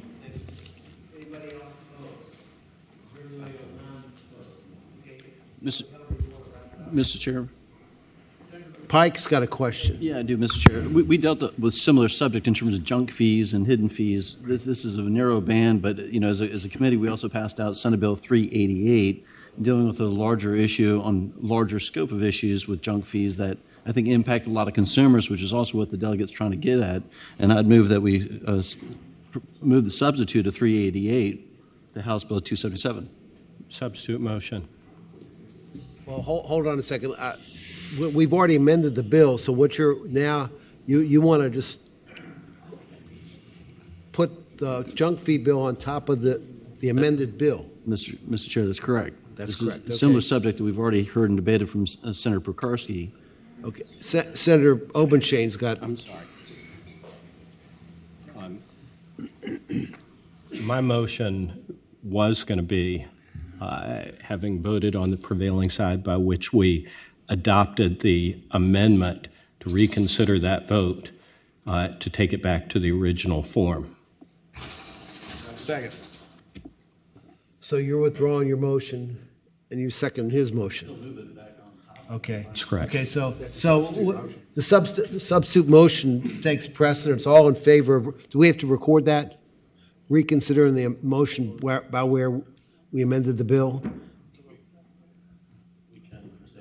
For record, okay, it'll be a recorded vote to reconsider the motion whereby we amended the bill. Yeah, this is Just just to reconsideration. reconsider.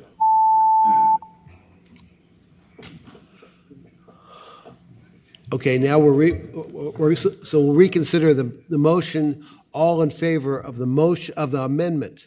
Now, say aye. Any opposed? No. Okay, 3 noes, 3-1. Okay. So I'm a no. So that's four noes. No, that's 2 noes.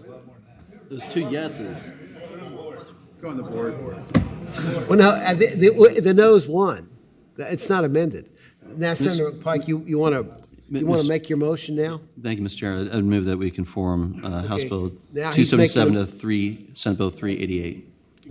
a motion to conform this to Senate Bill 388, which was the junk fees bill. Do you remember from Senator Prokarski?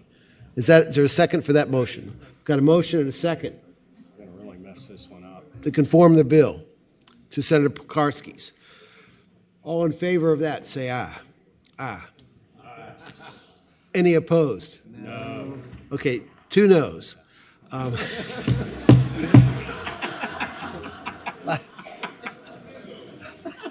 Okay, all in favor of putting Senator Prokarski's bill on top of this bill, say aye.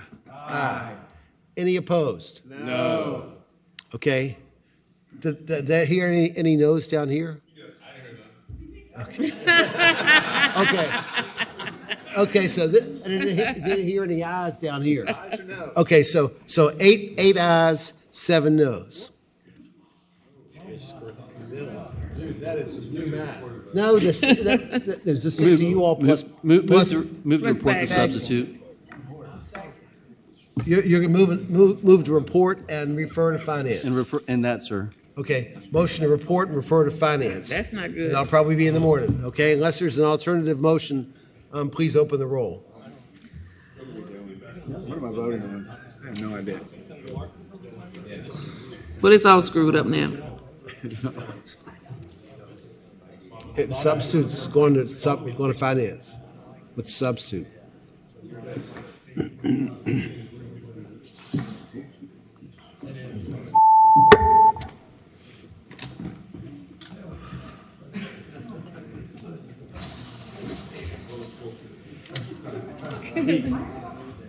Ayes 11, noes 4. Okay, that bill will go to finance, and it'll probably be there in the morning. Thank you, Mr. Chair. Thank you, members of the committee. That was very exciting. It was exciting. Okay, Delegate Simons, you're back up. I think you've got Senate Bill 205. Is that correct? Yes, that's correct. Okay. This bill was brought to me by the City of Newport News. It's essentially a cleanup bill to clarify the statute of limitations for workers' compensation claims for healthcare services rendered before July 1st, 2014. And there is a backstory here. There's a growing industry around people buying old medical debt and trying to collect on it.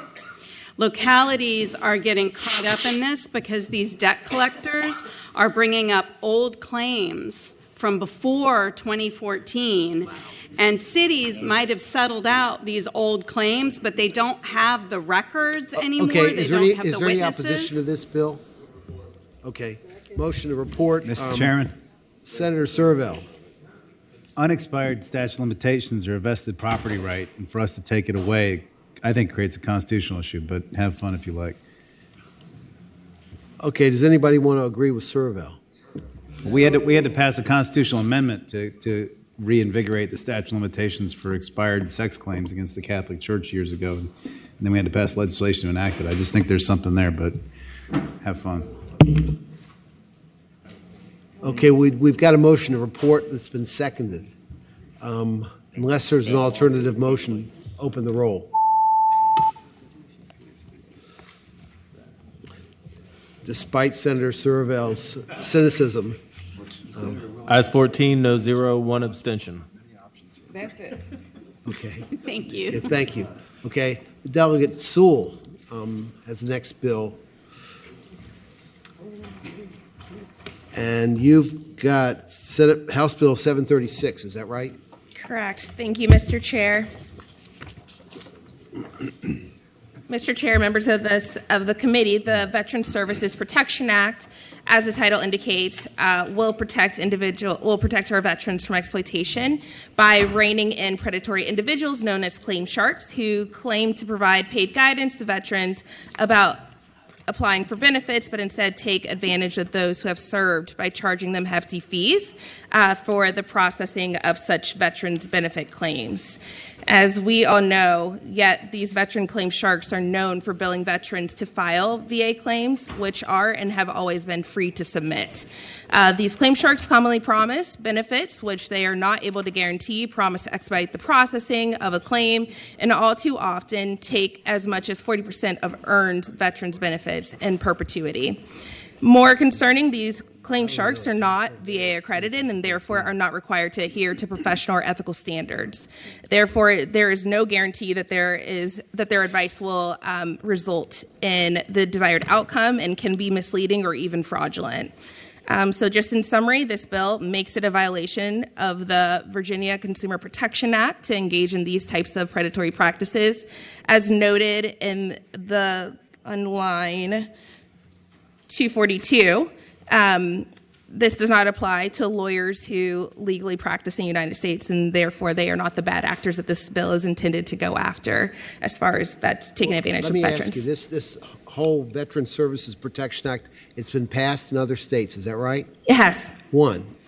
It has been passed in two other states, and Which states? is being considered it has been passed in New Jersey as well as Illinois, and is under consideration in 18 to 20 others at this current moment in time. My understanding is it's being litigated in New Jersey. What's that about? Do you know? I'm sorry, say it one more time. It's being litigated in New Jersey. Their language is actually more stringent than the language that I have brought before you today, so therefore it's not the same language or the same bill, but I'm happy to go into it to define the differences. Okay. The members of the committee have questions for Delegate Sewell. Senator Eben. Just to be clear, this would prohibit, say that I'm a veteran or relative's a veteran and they need help filling out a claim form that they're not getting from their free organizations that offer some of this service, but if they have a complicated claim, this would prohibit me from paying someone to fill out my stepfather's claim, or even if it's just for a part of the benefits that he gains? Mr. Chairman, I would respond to the senator that that's not correct. So that individual would have the ability to utilize that same firm that allows for veterans to file their benefits with them for compensation. But first, that firm and those individuals who is helping, that individual who is receiving compensation for processing your particular disability benefit would need to be accredited, and therefore they would need to undergo our accreditation process and then also to undergo a background check to be in compliance. Are there other questions? I apologize. I probably cut you off when I asked a question. Did you have other things to say in presenting the bill, or? I'm happy to continue to answer questions. No worries. Thank you, Mr. Chair. We have a technical amendment. Tom, if you want to describe that. Thank you, Mr. Chair. Delegate Sewell. On line 247, the exception regarding shall not apply to an attorney licensed to practice law in any state. The bill reads state or territory of the United States or the District of Columbia.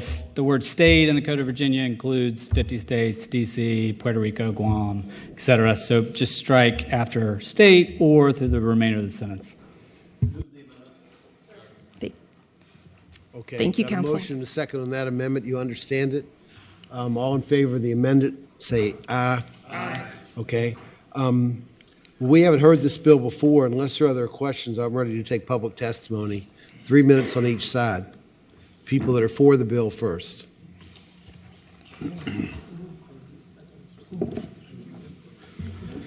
Good afternoon, Mr. Chairman. I am Doug Hoffman. I'm a senior state officer with the Veterans of Foreign Wars here in Virginia. I'm here to express the VFW support for House Bill 736, which will ban the predatory actions of those who seek to bill veterans and their families in violation of federal law. Federal regulations lay out a process to become accredited to prepare a claim for veterans' benefits. The VFW and Virginia's own Department of Veterans Services have accredited staff who prepare VA claims for free. Accredited lawyers and accredited claim agents are allowed to charge reasonable fees for the work they do relating to VA benefits because of having the training and background checks associated with accreditation and approved fee schedules. House Bill 736 will protect all these good actors. However, there are bad actors who operate outside of the federal regulations. Veterans Guardian is being sued by veterans in North Carolina, and VA Claims Insider is being sued by the Texas Attorney General.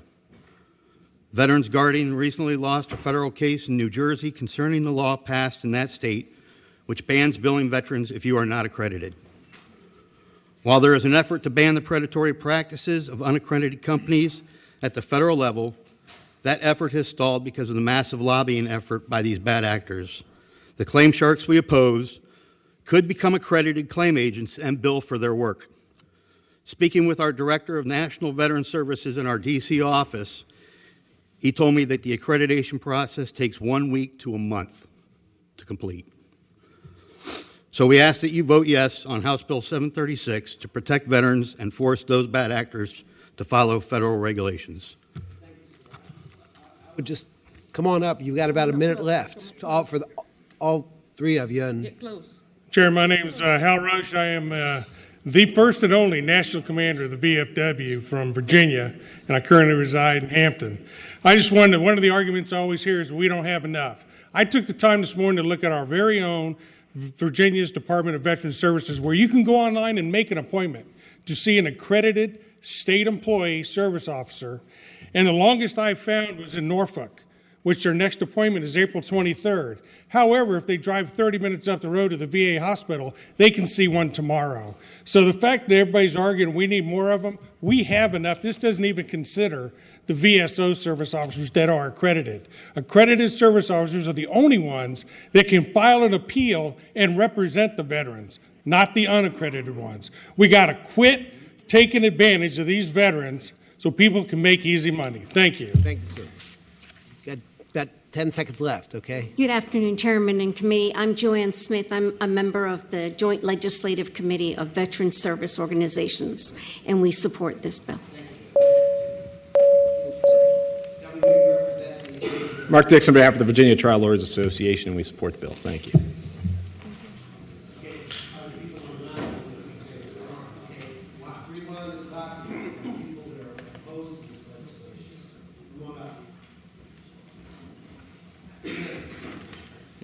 If I had more time, I would have written a shorter letter. My name is David Cook. I come here today as a veteran, a Loudoun County resident, and the executive director of the Special Operations Association of America. Our all-volunteer military is made up of our nation's finest, those who raised their hands and said, "Send me," a choice that we made, a freedom to choose given to us by our revolutionary ancestors. We volunteered and took an oath to defend this nation and the Constitution, which at its core gives choice to individuals who are fortunate enough to call themselves citizens of the United States. Most service members, at the very least, all service members, at the very least, have given their time, their best years, to serve a greater purpose than themselves. The VA disability process has mixed reviews. My own experience is one of ease. That is not true for Virginia's more than 40,000 pending claims. The VA and VSOs, or Veteran Service Organizations, do their best, but after 20 years at war, the volume of claims is not sustainable for the infrastructure currently in place. With just over 300 VSOs in Virginia, that amounts to 2,216 veterans per VSO representative. That results in 39% of Virginia veteran claims backlogged and waiting over 125 days for a decision. 125 days can mean the difference between life and death for veterans dealing with stress and uncertainty of a transition from military to civilian life. I urge this body to ensure veterans have a choice to go outside the bureaucratic processes of the VA and understaffed VSOs, to submit entitlement claims through alternative means. The Special Operations Association of America is against anything limiting choice or access to veterans. Veterans want choice. They deserve a choice. After all, it is they who fought and bled for the choices we all readily make every day. Thank you. A minute left, okay? Yeah, I gotcha. My name is Lieutenant Colonel Bill Taylor. I'm the founder of Veterans Guardian. I'm going to just get to the choice here. We appreciate the intent of this bill, but it takes a blunt approach to an issue that requires precision, and we must oppose it. We agree with the desire to protect veterans from unscrupulous actors. However, this bill fails to address any specific practices. We believe a better approach is to legislate guardrails around the predatory practices that we don't like, fees, marketing practices, whatever we identify, while maintaining freedom of choice and opinions for veterans navigating the VA disability process. We should strive to provide veterans the broadest array of options. We are very transparent with our clients. 70% of my clients have tried the free services before they come to me. We are an essential part of this service. We are doing it in an ethical and open manner. There were several things that were said that are not true. We don't collect 40% in perpetuity. We are not violating federal law. We have not lost the New Jersey lawsuit, and there is a block to us becoming accredited. If there's any questions. Okay. Senator Abbott. Could you just illuminate us with your fee schedule? Do you charge if you don't get benefits for people? We do not. We work strictly on a contingent basis. There are no upfront fees, and the veteran only pays a fee if they're successful. And how many employees do you have in Virginia? We don't have any employees in Virginia. How many employees do you have? We have 200 employees. Everyone that works for me is a veteran, spouse of a veteran, or spouse of active duty. We are a veteran-owned and veteran-operated company. Thank you. Mr. Chair. Senator Rouse. Thank you. We had a chance to meet earlier, and I'm curious. Can you walk us through the accreditation process of your company and as opposed to individual accreditation, and as that pertains to the accreditation the other gentleman spoke Yes, thank you for that question. Under the current accreditation rules, the accreditation process is only for individuals. So individual VSOs are getting accredited as an individual. There is no pathway right now for a company or an entity to become accredited as an entity. So for me to try and get 200 employees through the accreditation process, and then every new employee I bring on, I would have to wait for that time period. It becomes a roadblock to becoming accredited. Additionally, the current accreditation rules limit the ability to charge a fee to, you can only charge a fee to help on appeals. We believe in taking a more holistic approach to dealing with the veteran. We want to look at things that they should have claimed that they didn't. I can't do that as an accredited agent for a fee. We want to look at secondary conditions. We can't do that as an accredited agent for a fee. We can only look at things that they've been denied for or we feel they're underrated for. We have been working heavily at the national level. There is a bill called the PLUS Act that would create a path to accreditation for companies that would allow us to operate within the accreditation system, but more importantly, puts guardrails in place to protect against the predatory practices that we're concerned with. Follow up, Mr. Chair. So, if your company has been around how long now? We've been around for just over 5 years. So, for 5 years, if a company is just starting out, why shouldn't each members be accredited first before doing this work? So as you bring on new employees, that just becomes a block, and especially as you grow larger, it becomes more and more difficult, especially with normal employee turnover. I guess my point is, by the time you get to 200 or bigger size, that if you were adhering to the process in growth, that each one of your employees would be accredited. Yes, but that assumes that I don't have employee turnover, and as you get larger and larger, that turnover gets bigger and bigger, and that becomes a significant issue moving forward. Last question, Mr. Chair, if I can. Senator Rouse. I understand. I think your company kind of operates in this area where just the law just haven't defined yet. But are you in compliance with federal law? We have had analysis done on this, and we are in compliance with federal law. Federal law states that you can't assist as an agent or attorney without being recognized by the VA. The law doesn't say you can't do it unless you're recognized. As long as we don't step over the boundary of agency, which is defined by the VA as completing a power of attorney and then representing and prosecuting a claim before the VA, if all we're doing is helping them prepare, then we are in compliance with current federal law. Okay, Senator Reeves says something. Thank you, Mr. Chairman. Sir, in the 5 years that you've been in business, how many veterans have you helped and how much have you retained for those veterans? So just last year we helped 25,000 veterans just last year. Lifetime we're approaching 100,000. Right now we're on track to probably assist 40,000 veterans across the country and the world. In Virginia we have helped 4,400 veterans to date, and we are bringing in an additional $44 million in benefits on an annual basis, and that will continue to grow as we continue to assist Virginia residents.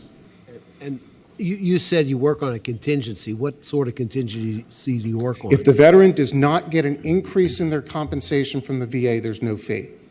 So the fee is contingent on the veteran getting an increase. And what percentage do you get? We do not take a percentage. Our fee is 5 months of the increase. That is a one-time fee. We don't touch back pay. We provide multiple payment plans, 5 months, 10 months, So lump 5 months of the increase. and then that's a benefit they enjoy for the rest of their life. Okay. Okay, B, you were next, but we're out of time. You just want to tell us what group you represent? Veterans Benefits Guide is another group that's helped 4,900 Virginians since 2015. These are complicated cases. We help organize medical records, put their packets together so they can submit their claim on their own, and it's just a much quicker. These are really complicated cases. Most of our customers have gone to the VA and had some issues, and this just gives them more options. Thank you, sir. Thank you. Thanks so much. Okay, Delegate Sewell, you want to wrap it up? Yes, thank you, Mr. Chair. I just would like to clear a few items that were referenced. So first off, I've referenced that claim sharks commonly promise benefits that they are not unable to guarantee, and have noted that all too often as much as 40% of earned veteran benefits in perpetuity have been taken. That is a story of a constituent of mine. so I can speak to it directly. By no means did I name a particular private company, but I can speak to it directly as someone who represents a constituency where 1 in 5 identifies as a veteran. I also would like to clarify what this process looks like, just so that we're all setting the groundwork. So an individual who is seeking veterans disability benefits will go in and they are going to provide their social security number, because that is how you are identified. You also have to provide your DD-214. You also are providing your direct bank account information. That is all part of this process. Therefore, we are simply asking that that individual who is receiving this information from you has undergone accreditation and a background check as a way to protect our veterans in order to ensure that they receive their earned benefits. So by no means are we trying to take earned benefits away. We always want to make sure that they have options. It is just simply we want to provide those protections. Okay, thank you. The bill's before the committee, and we operate by motion. Mr. Chairman. Delegate Reeves, Senator Reeves, I apologize. Mr. Chairman, as a Chairman Gamvick, I think this is a really important bill. I also know I'm conflicted on this bill because I have several members that I served in uniform with that had a 20% disability, and they used one of these outside resources outside the one of the VSOs, and it's gotten them to 100%, and they have a lot of laudatory comments about some of these private organizations that are helping to do that. And Mr. Chairman, I would like to have a little more time to maybe look at it through the Department of Veterans Services and maybe put a work group together to study it, if that's even amenable. Okay, Mr. Chairman, my motion would be to carry it over and have a work group, and I can certainly help put the right people in the room. Got a motion to carry it Substitute over. motion. Got a substitute motion. What's the substitute motion? Move the bill be reported. Okay, substitute motion takes precedence. Well, substitute motion is to report. Open the roll, please.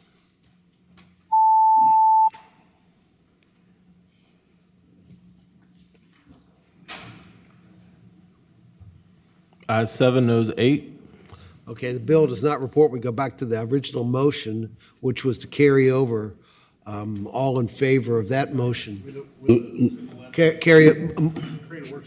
To create a work study, yes, Create Mr. a work Chairman. study. And your motion would anticipate that work group would be something that this committee would set up, or something? Mr. Chairman, we can do that. Okay, something we can ask somebody to Department of Veterans Services. I would like to include the Department of Veterans Okay. Services if we could. Are we still having work groups? Well, I guess we're sending one over. We are? We're not gonna send it anywhere. We're just, if we're gonna. We can set up a work group, that's right. If the will of the committee, I think the motion is to carry it over and set up a work group. And so if that's the will of this committee, we will set it up. And if we did that, I would ask Delegate Sewell, and I'd ask other veterans groups to participate. Mr. Chair, Yeah, Senator Rouse. can this bill go by for the week? We have 13 bills, I believe, on the docket next week. We've got about 13 bills left. If the will, the motion to report, I don't know that we can report the bill, but the motion to carry over and create a work group. But Mr. Chair, I'm not aware of any work group developed. I would feel uncomfortable sending it to a work group not knowing where exactly is the work group. I would assume from the motion to be something that we'd create in this committee. Something as chair of the committee, I would appoint members of this committee, and you can certainly be a part of it if you like, to take this on.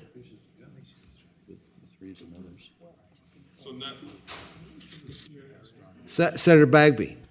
There's no appetite for it to go by for the week? Well, there's certain rules on what are we going to do with it if we go by for a week? I don't know. We can figure it out. Well, but we've already had a motion to report that didn't succeed. Yeah. We've had a lot, Mr. Chair. We've had a lot of bills that didn't succeed, and we go by for the week and have some conversation with the patron and some others. Excuse me?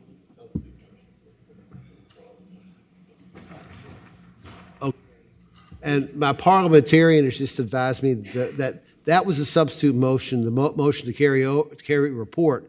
And so this, the motion to carry over from Senator Reeves would have to be withdrawn for that to happen. Mr. Chairman, I withdraw my motion to. Okay. Then the bill will go by for a week. Now, the bill will go by for a week.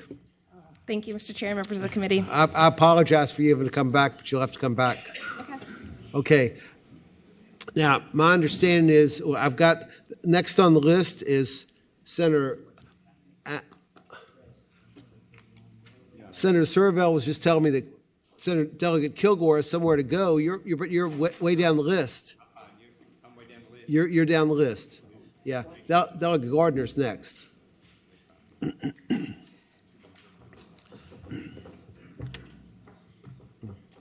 And you've got House Bill 335, is that correct? That's correct. We're going to send that to Kilgore. Let him know where he is. You mind? No, please do. Okay, Delegate, give your attention to Delegate Gardner, 335. Thank you, Mr. Chair and committee. H. Bill 335 directs the Department of Labor and Industry to bring together both employees and employers to find a workable solution to address the tip wage disparities in the Commonwealth. The work group shall submit a report of its findings no later than December 1st, 2024. The purpose of the work group will be to study tipped employee wage inequities, issues related to tip wage theft and payment inequities by employers of tip wage employees, and the penalty provisions in the code related to this wage theft. Okay, does you all understand this bill sets up a work group within the Department of Labor and Industry. With a technical amendment, a work group to look at tipped wages is something we've heard about before. Many bills in the past. Tom, you've got a technical amendment. Mr. Chair, there's few references to Virginia code in this Section 1 bill, and in Section 1 bill we need to say of the Code of Virginia, so we would do that twice. Okay, where is so that? on lines 13, amending the penalty provisions of sections 40.1, 2811, and 48.1, 2812 of the Code of Virginia. And then on line 18, meaning is provided in section 40.1-28.9 of the Code of Virginia. We want to take that out, remove that? No, I'm saying put that in. Put that in. Okay, with that okay. Of the Code of Virginia. Okay, got that, and that's very technical. I move the technical amendment. Technical amendments, and I've got those are seconded. All in favor, say aye. Aye. Any opposed? Okay, we've got the technical amendments to this work group bill. Are there people here who feel compelled to speak in favor of it or opposed? Will bill be reported with the technical amendment? Okay. A motion and a second to report the bill. Unless there are alternative motions, please open the roll.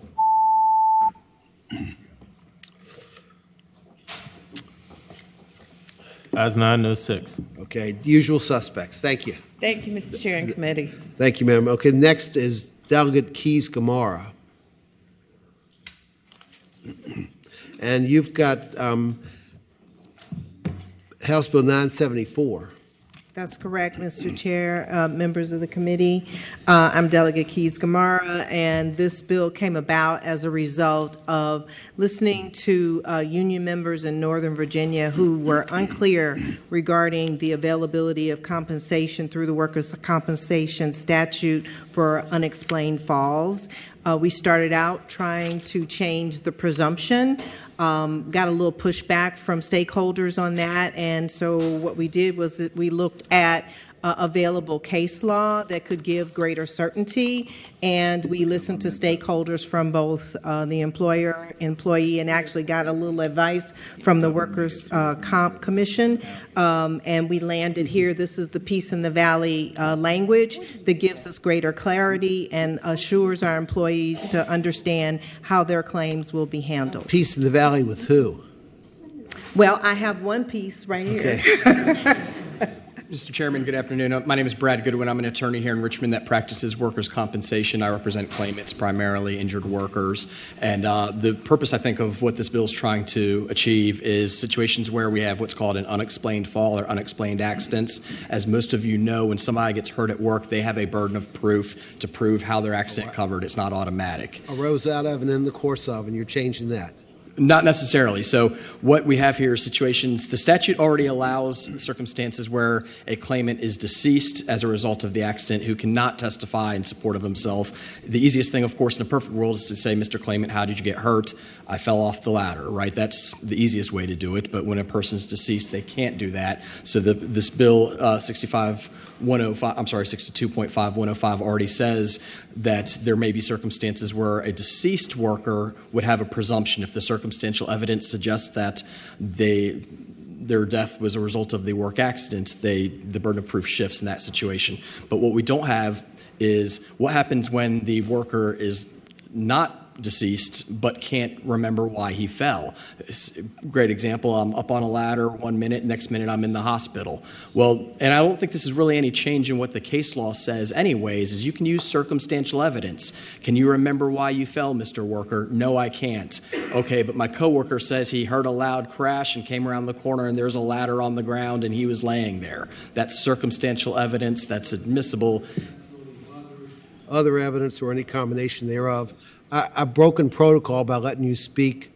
I'm not going to count you against her 3 minutes, but 3 minutes for, and then 3 minutes against.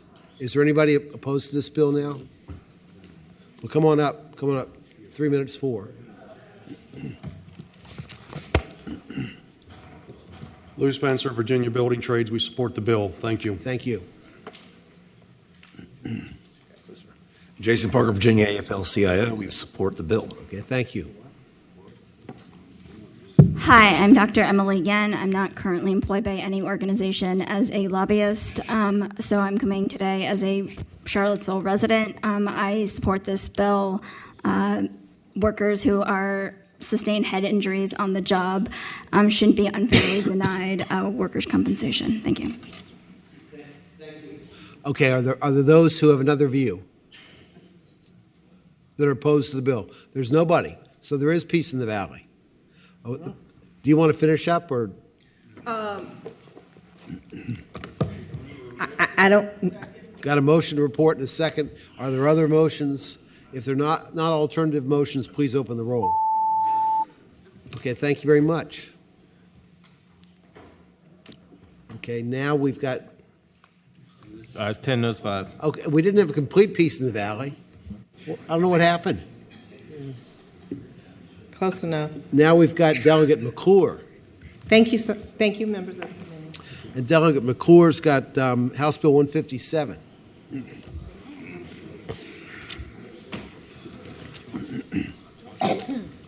Good evening, Mr. Chair, members of the committee. HB 157 before you removes the farm worker exemption and the temporary foreign worker exemption from the Virginia Minimum Wage Act. When we passed the Virginia Minimum Wage Act, we left behind some of the hardest workers in Virginia, and we cannot continue to leave these workers behind for another year. Through my conversations with farm workers and for farmers and using the data from the Bureau of Labor Statistics, we have already learned that a majority of the farmers already pay their workers at or above the Virginia minimum wage. So this bill simply addresses the outliers who are paying their workers very low wages while expecting very high output, and that is unjust. So employers who pay inhumane wages are getting an unfair competitive advantage over farmers who pay fair wages. So I want to use the rest of my testimony to elevate the voice of a small farmer who can't be here because they're working the farm that they're at right now. And they wanted me to read their letter in support of this bill on behalf of the family on behalf of her family. And so you all have her letter in front of you, and it reads, I quote, "As a Virginia farming family, we were stunned to learn this exemption existed. Farm work demands incredible dedication and long hours under every imaginable weather condition. It is hard work to feed America's families, and to imagine that there is a law that allows employers to pay less than a standard living wage is exploitative and disrespectful to farm labor at best and criminal at worst. My fellow small farm owners and I understand the value of farm workers, and not one person in my circle of colleagues would dream of paying substandard wages for this work. A visit to any local farmers market will confirm that small farmers understand the importance of paying their workers fairly. This makes it very clear that this is an antiquated law that only benefits big agriculture and poses a significant disadvantage to the small, medium-scale farmers who are the backbone of Virginia agriculture. End quote. You also have testimonials from small Virginia farmers included in your packet, and another voice that is often silenced in this debate is that of the farm worker who fears retaliation and doesn't have the means or resources to speak directly to this body. So I brought a note from that silenced voice as well, and that is a handwritten note in your packet, and it reads, "Good afternoon. I am a farm worker in the Southwest Virginia. Not many know our work and what we do. For most, we are invisible. We are the ones who bring food to the table. This season, we have had snow, ice, and very low temperatures, but we must work anyway, no matter the weather conditions. We never ask for anything, just fair treatment and fair wages. I feel we should be protected by minimum wage laws because some workers do not receive the minimum wage. We work very hard, and this does not seem fair to me." End quote. Mr. Chairman, members of the committee, I am the granddaughter of a sharecropper and someone whose family has felt the impacts of working on farms for very many years at very low pay, and I'd love for us to come together and finally remove this Jim Crow era relic from our books. And I understand that the administration is here to speak. They have not spoken with me directly, so I'm looking forward to hearing what they have to say to all the hardworking farm workers across Virginia. So, Mr. Chair, over 68 organizations, including small farmers, have signed on to support this bill, and I have some folks to speak in support. So it is my hope that is the will of the committee to vote in favor of HB 157. Sure. First, let me see if there are any questions Mr. Chairman. from the committee. Senator Morrison's first, and then Senator Surville. Thank you, Mr. Chair. Delegate McClure, I'm just curious, as part of the compensation for farm workers, is room and board ever factored in as part of that, or is that just an entirely separate matter? Mr. Chair, I thank the senator for that question. So that's an entirely separate matter. I believe that when talking about H-2 workers, room is required. However, it is separate. There are 4 different wage rates that they have to consider, including the AWAR, and that is above the minimum wage. So in addition to housing, that's separate. That's the H-2 workers. Now, if they do provide housing, which isn't required for people outside of the H-2 program and H-2B workers, then they can actually use that reasonable deduction. So they can deduct that. The H-2 workers she's talking about, like if farms getting workers are coming from Mexico, they have to be under federal law. Housing's included, and they have to be paid like $18 or $19 an hour, I think. That includes housing. So it's, yes, Mr. Chair. So it's the highest of the 4 wages that they have to factor in, which includes the AWAR, which is currently higher than the Virginia state minimum wage. Senator Surville.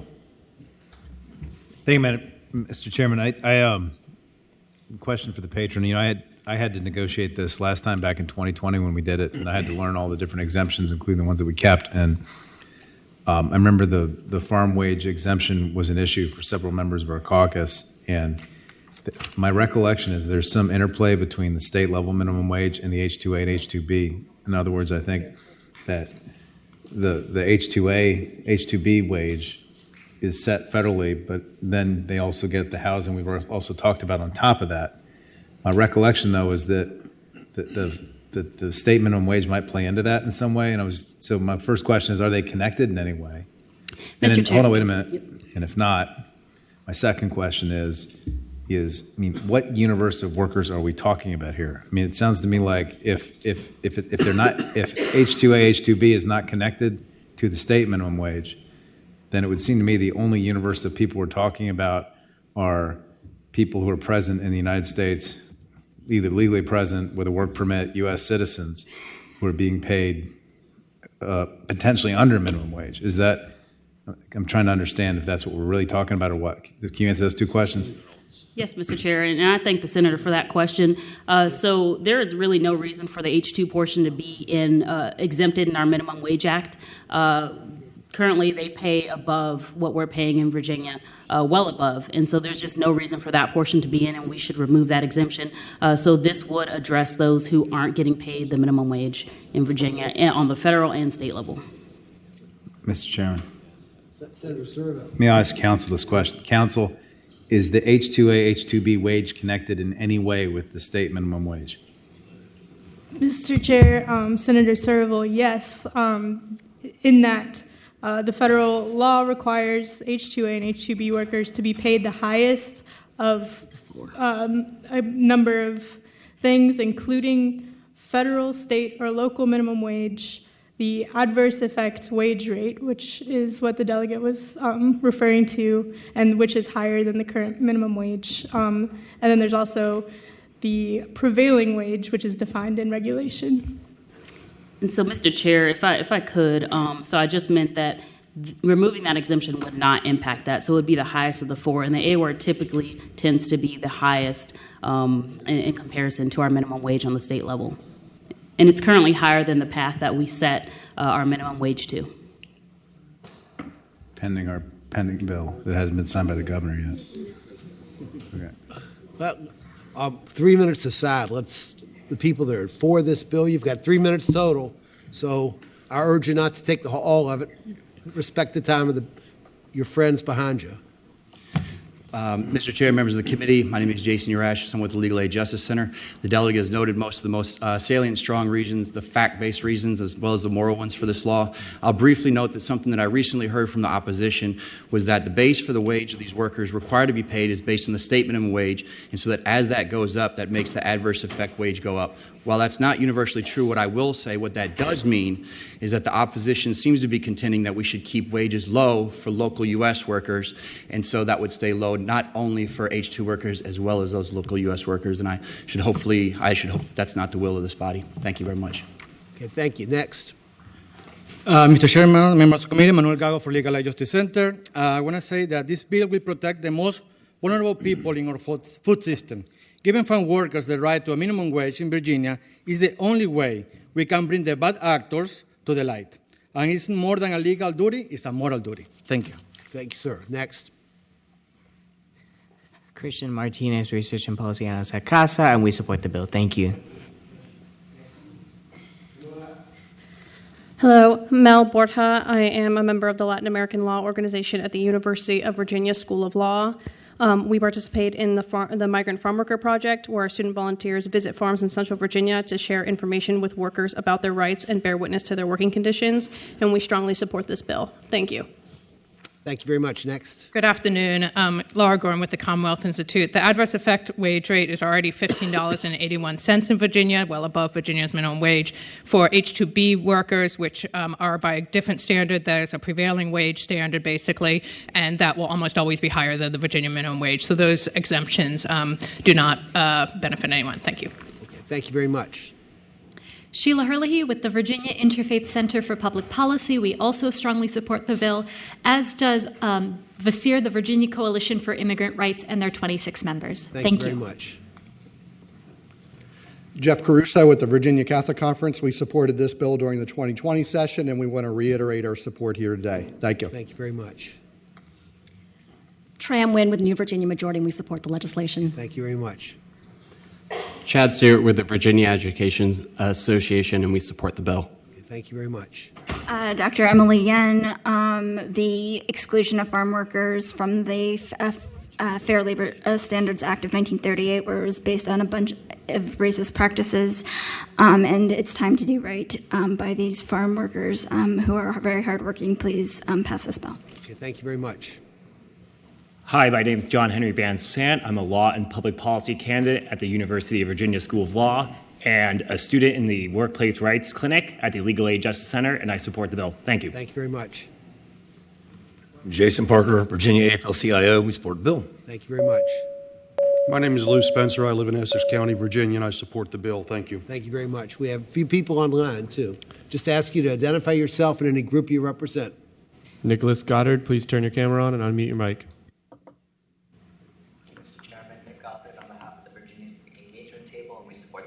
Okay, thank you very much. Next. Sophia Gregg, please unmute your mic and turn your camera on.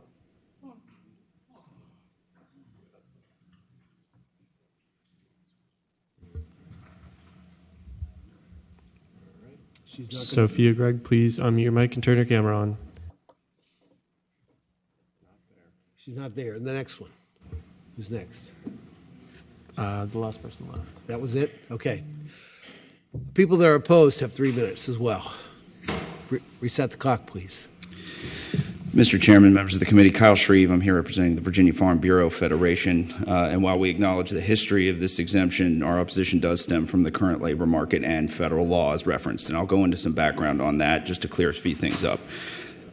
To how the AWR is set, RVEC surveys our current farm workforce to see how much they are paying. If you raise this, if they are subject to the state minimum wage, it does act as the floor at the beginning, and then is submitted to by the to the USDA and the Department of Labor for vetting, and they apply a multiplier on top of it, and that's how the AWR is set. Housing and transportation for those to take H-2A workers are included on top of the AWR. They are not included in it. So any farmer that takes those has to house it in DOL inspected housing, and it goes on top of it from there. And that is the reason why other states such as California, Massachusetts, New Jersey, New York, Pennsylvania, Wisconsin have separated out. They haven't fully exempted them in all cases. They have set separate wage rates for their farmers or regional wage rates, such as which we advocated for in 2020 as a part, and it was actually included in the final bill as what was to be studied on top of it. The other thing that our minimum wage is set to do in 2027 is to be chained to CPI. Going forward and be set by October. And we have no idea how that is going to affect the AWR. Historically speaking, our AWR is currently $15.81, and the average and mean rate that is paid to farm workers track with that because you're competing with any of those. The one final point, because I know I've got other people behind me, but farming is different than others in that we do not have control over the prices that we receive. Crop prices are set by either federal pricing systems, such as the federal milk marketing orders, regional commodity futures, can be affected by major weather events, disruptions, and so we can't just pass those on to the consumers like other businesses can to pay for it. One boom and bust cycle can mean a small business, a small farm goes out of business. The bigger ones that can assume the costs gobble them up. The big get bigger, the small go out. And we are concerned about losing those farms. We've lost 5,000 farms in the last 5 years, and we've lost 500,000 acres of farmland, and that's why we oppose the bill. Thank you, Mr. Chairman. Thank you, sir. Next, we're down to 43 seconds left. Mr. Chair, Committee, my name is Cliff Williams, and I'm the Executive Director of the Virginia Agribusiness Council. Mr. Shreve stole all my good points, so I'll be very brief. But this is a major concern about the potential contraction, and we are, while the patron acknowledged that many of our businesses are paying above minimum wage, that is because we are able to negotiate off of that minimum floor, that lower floor than our competitors in the non-ag space has to offer. That will change when this exemption goes away, and our entry point will then be at the same place as everyone else. Again, to the patron's point, we are a different kind of work. Thank you for your time. Thank you. Okay, Hobie, I apologize. You just tell us. Yeah, I'm just what they said. Okay. This is Hobie Bond from the Poultry Federation. We've got somebody online, at least one person. Sylvia Campbell, please unmute your mic and turn your camera on. And just identify yourself and any group you're with, please. Sylvia Campbell, please turn your mic on and turn your camera on and unmute your mic.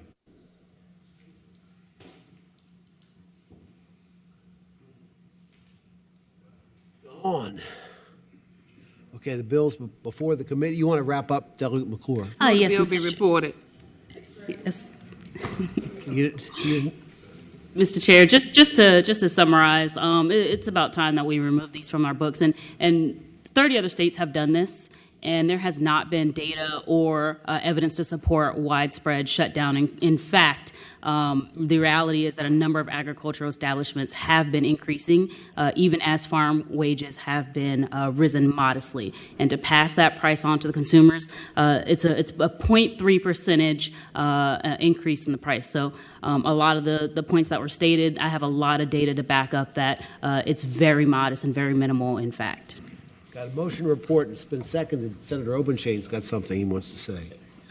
Mr. Chairman, you know, I live in the Shenandoah Valley, the #1 ag district in Virginia.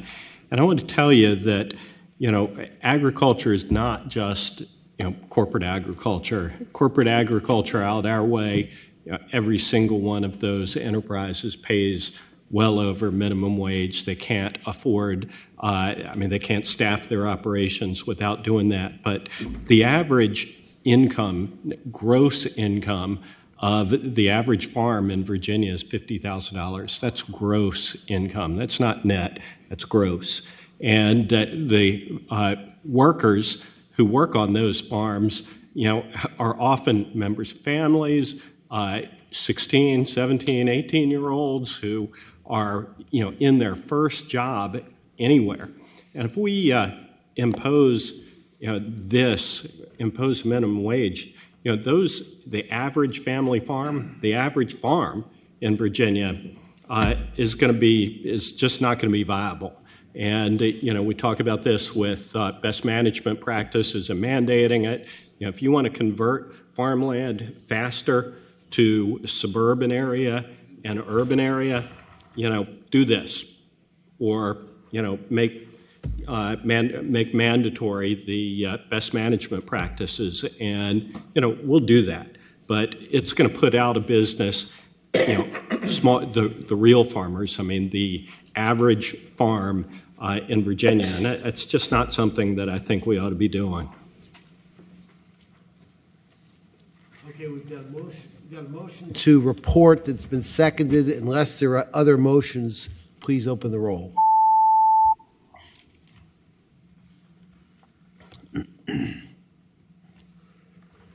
Ayes 906. Okay, ayes 906, and I apologize. Delegate Orrock, you're next. Thank you, Mr. Chair, members of the committee. Then Delegate Maldonado, and then Delegate Kilgore, you're last, and I apologize. Thank you, Mr. Chairman, members of the committee. House Bill 218. Mr. Chairman, members of the committee, last year we passed legislation relative continuity of care for those circumstances wherein an insurance carrier and health care provider, the contract is lost. They can't continue to agree. When we did that last year, we thought we were putting in a 90-day safeguard both on the health care provider and the insurance carrier, where they would have to continue to provide that care for a 90-day window in there. We erred, and this is trying to fix that, where we said the insurance carrier had to continue to pay for 90 days, but the health care provider may.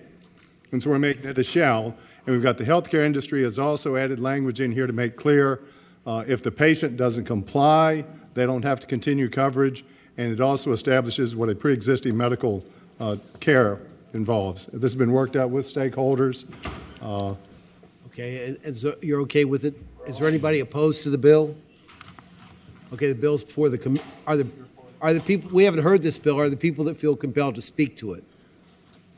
Okay, the bill's before the committee. Got a motion and a second to report the bill. Unless there are other motions, open the roll, please. Delegate Maldonado, you're next. Thank you, Mr. Chairman. Thank you. And Delegate Maldonado has House Bill 744. Good afternoon, Mr. Chair, members of the committee. We do have an amendment in the nature of the substitute. Okay, got a motion, amendment in the nature of a substitute. Is there a second on that? Okay. All in favor of adopting the amendment in the nature of a substitute, say aye. Okay. Any opposed? The amendment's before us. Okay. Thank you, Mr. Chair. If you, Mr. Chair, Delegate Maldonado, House Bill 744, as it came over from the House, applies provisions regarding automatic renewal or continuous service officers to small business. Currently, it's a consumer-only statute, and those provisions are enforced under the Virginia Consumer Protection Act, which currently only applies to consumers. So the substitute just makes clear that for the purposes of automatic renewal or continuous service officers, the Consumer Protection Act applies with regards to small business, which I believe was the intent of the delegate. Thank you. Okay. Speaking to the bill as amended, Mr. Chair, so this was brought to us by a constituent who also is a small business owner, and it is part of the number of the consumer protection bills that you may have seen coming forward in the General Assembly this session. This one in particular helps to protect against surprise automatic renewals. Some of us may have even personally experienced some automatic renewals pop up and us not being aware that they were happening. And so this bill is simply meant to put some advance notice in place, so it would require a supplier making automatic renewal or continuous service offers that automatically renew after more than 30 days and extend the automatic renewal period or continuous service if it's offered more than a period of 12 months, to notify the consumer of the option to cancel no less than 30 days and no more than 60 days before the cancellation deadline or the end of the current contract term. The notice will be have a conspicuous disclosure that would offer that the automatic renewal or continuous service offer will automatically renew unless the consumer cancels, the date by which the consumer must cancel to avoid automatic renewal or continuous service, and the method by which the consumer may cancel and copy of the automatic renewal or continuous service offer provisions. Some organizations do this already, many do not, and so what we're trying to do is help to level the playing field so people don't get surprised and lose out on limited financial resources by exercising their judgment in the moment as to whether they'd like to renew or not. Does everybody understand the bill, or do you have questions for Delegate Maldonado? Are there those in the audience who feel like they need to speak on this bill, for or against? Okay, the bill's before the committee. Moved report and a second. Unless there are alternative motions, open the roll.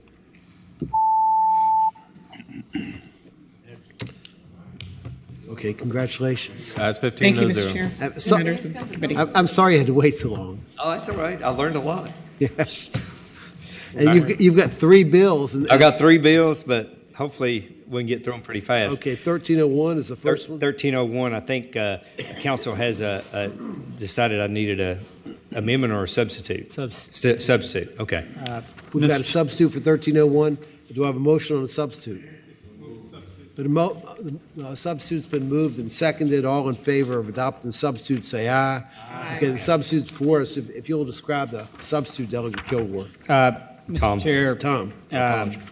Delegate Kilgore's bill applies the Virginia Post-Disaster Enterprise Gouging Act to those transactions involving the advertisement or sales of those used for business purposes. Again, like Delegate Maldonado's bill, because that's enforced under the Consumer Protection Act, which currently only applies to consumers, the substitute says that for the purposes of the Virginia Post-Disaster Anti-Price Gouging Act, consumer transaction includes business-to-business transactions. Right. So basically what we're doing, Mr. Chairman and members of the committee, is extending post-disaster price gouging protection for business purposes, so in ensuring that those who are in business, like assisted living facilities, are protected from price gouging during an emergency or a disaster. And that's basically what the bill does. Okay, does everybody understand, or do you have questions for Delegate Kilgore? I have a question. Senator Servell. I understand what we're trying to accomplish here, but what I don't understand is, in order to sue under the Consumer Protection Act, it has to be a consumer against a supplier. And if it's a business against a business, the VCPA would never apply. So I'm not really clear why we're bringing the VCPA into this. Mr. Chairman, as to why, that's a question for the delegate, but that was the purpose of the substitute, to make it clear that the Consumer Protection Act does apply to a business versus a business, a business versus a supplier.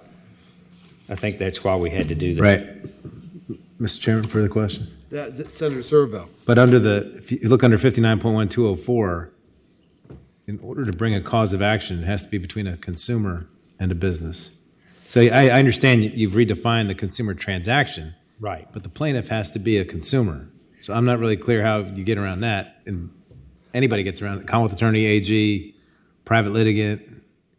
I think what we did, Senator Servell, is allowed the use of the definition of the word consumer to include these businesses or any businesses that suffer price gouging during this disaster emergency times. I think that's what we attempted to do with the substitute. Okay, Mr. Chairman. Sorry, maybe Tom has a better answer. I don't see it that way. Senator Serval, that was my attempt to make sure that it's clear that the Consumer Protection Act applies to these violations of the Anti-Price Gouging Act. I may need to look at the other sections and clean that up as well, so that it would be a policy choice for you all rather than a technical issue. Julie, do you want to speak about the amendment? Actually, Judy Hackler from the Virginia Assisted Living Association is on the line. The amendment was suggested by staff, and we assumed it was meant to be very friendly. But the point, as a supplier, so for example, during the pandemic, many of our assisted living facilities could not buy gloves and PPE at the same price that a regular person could. The prices that we were charged were astronomical by comparison, and because of our line of work, it made it very difficult. Also, since assisted living facilities don't receive any public funds and didn't get any ARPA dollars, it was just private pay. And so the bottom line, that's what this bill's about. Yes, sir. Okay. Yes, that's exactly what it's about. Mr. Chairman. Senator Serval still got questions. No, Tom and I just looked it up. It's keyed off of a person, not consumer. So I think it probably works. Okay. Okay. Okay. Are there people that want to speak in favor or in opposition to this bill? Second. Got a motion and a second to report the bill. She was on our. There's she one was person on our online. team, though. She's on our team. She's on your team. Okay. Yeah. If she doesn't need to speak, then we've got a motion to report and a second. There are no other motions. Please open the roll. Okay, House Bill 1417 is your next one. And next, Mr. Chairman, I have two.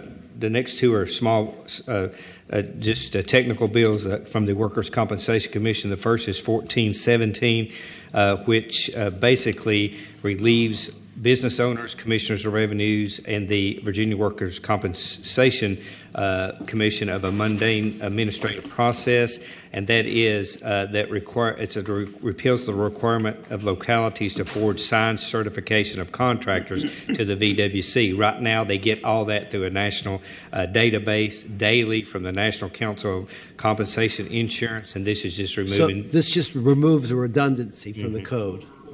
Okay, does anybody feel compelled to speak to this bill? Got a motion and a second to report. Unless there are alternative motions, please open the roll. All these people were here for Terry's bill. Yeah, 1418. And the last one, Mr. Chairman, is a 1418. It's a bill that removes the workers' compensation from the Administrative Process Act. They are a court, and courts are not subject to the Administrative Process Act. They do have under their particular code sections 65.2.201 and 65B and 65.2.703. They give the opportunity for public comment during those processes, and we're just really treating the Workers' Compensation Commission like we would do any other court. So what you're saying, rulemaking. what you're saying is there's already a public process for comment about any rules change they're going to make. They shouldn't be under the Administrative Process Act. Is there anybody who feel compelled to speak to this bill? I just had the chairman of the commission here, but this is his bill. This bill's okay with you? Okay. Got a motion and a second to report. Please open the roll. Thank you all. Okay, thank you. Thank you. I'm so sorry you had to wait. Oh, that's no problem. That's 15-0. Three good bills. Okay, the bill that I do well. we've completed today's docket. The meeting's adjourned. The Senate of Virginia, Richmond, Virginia.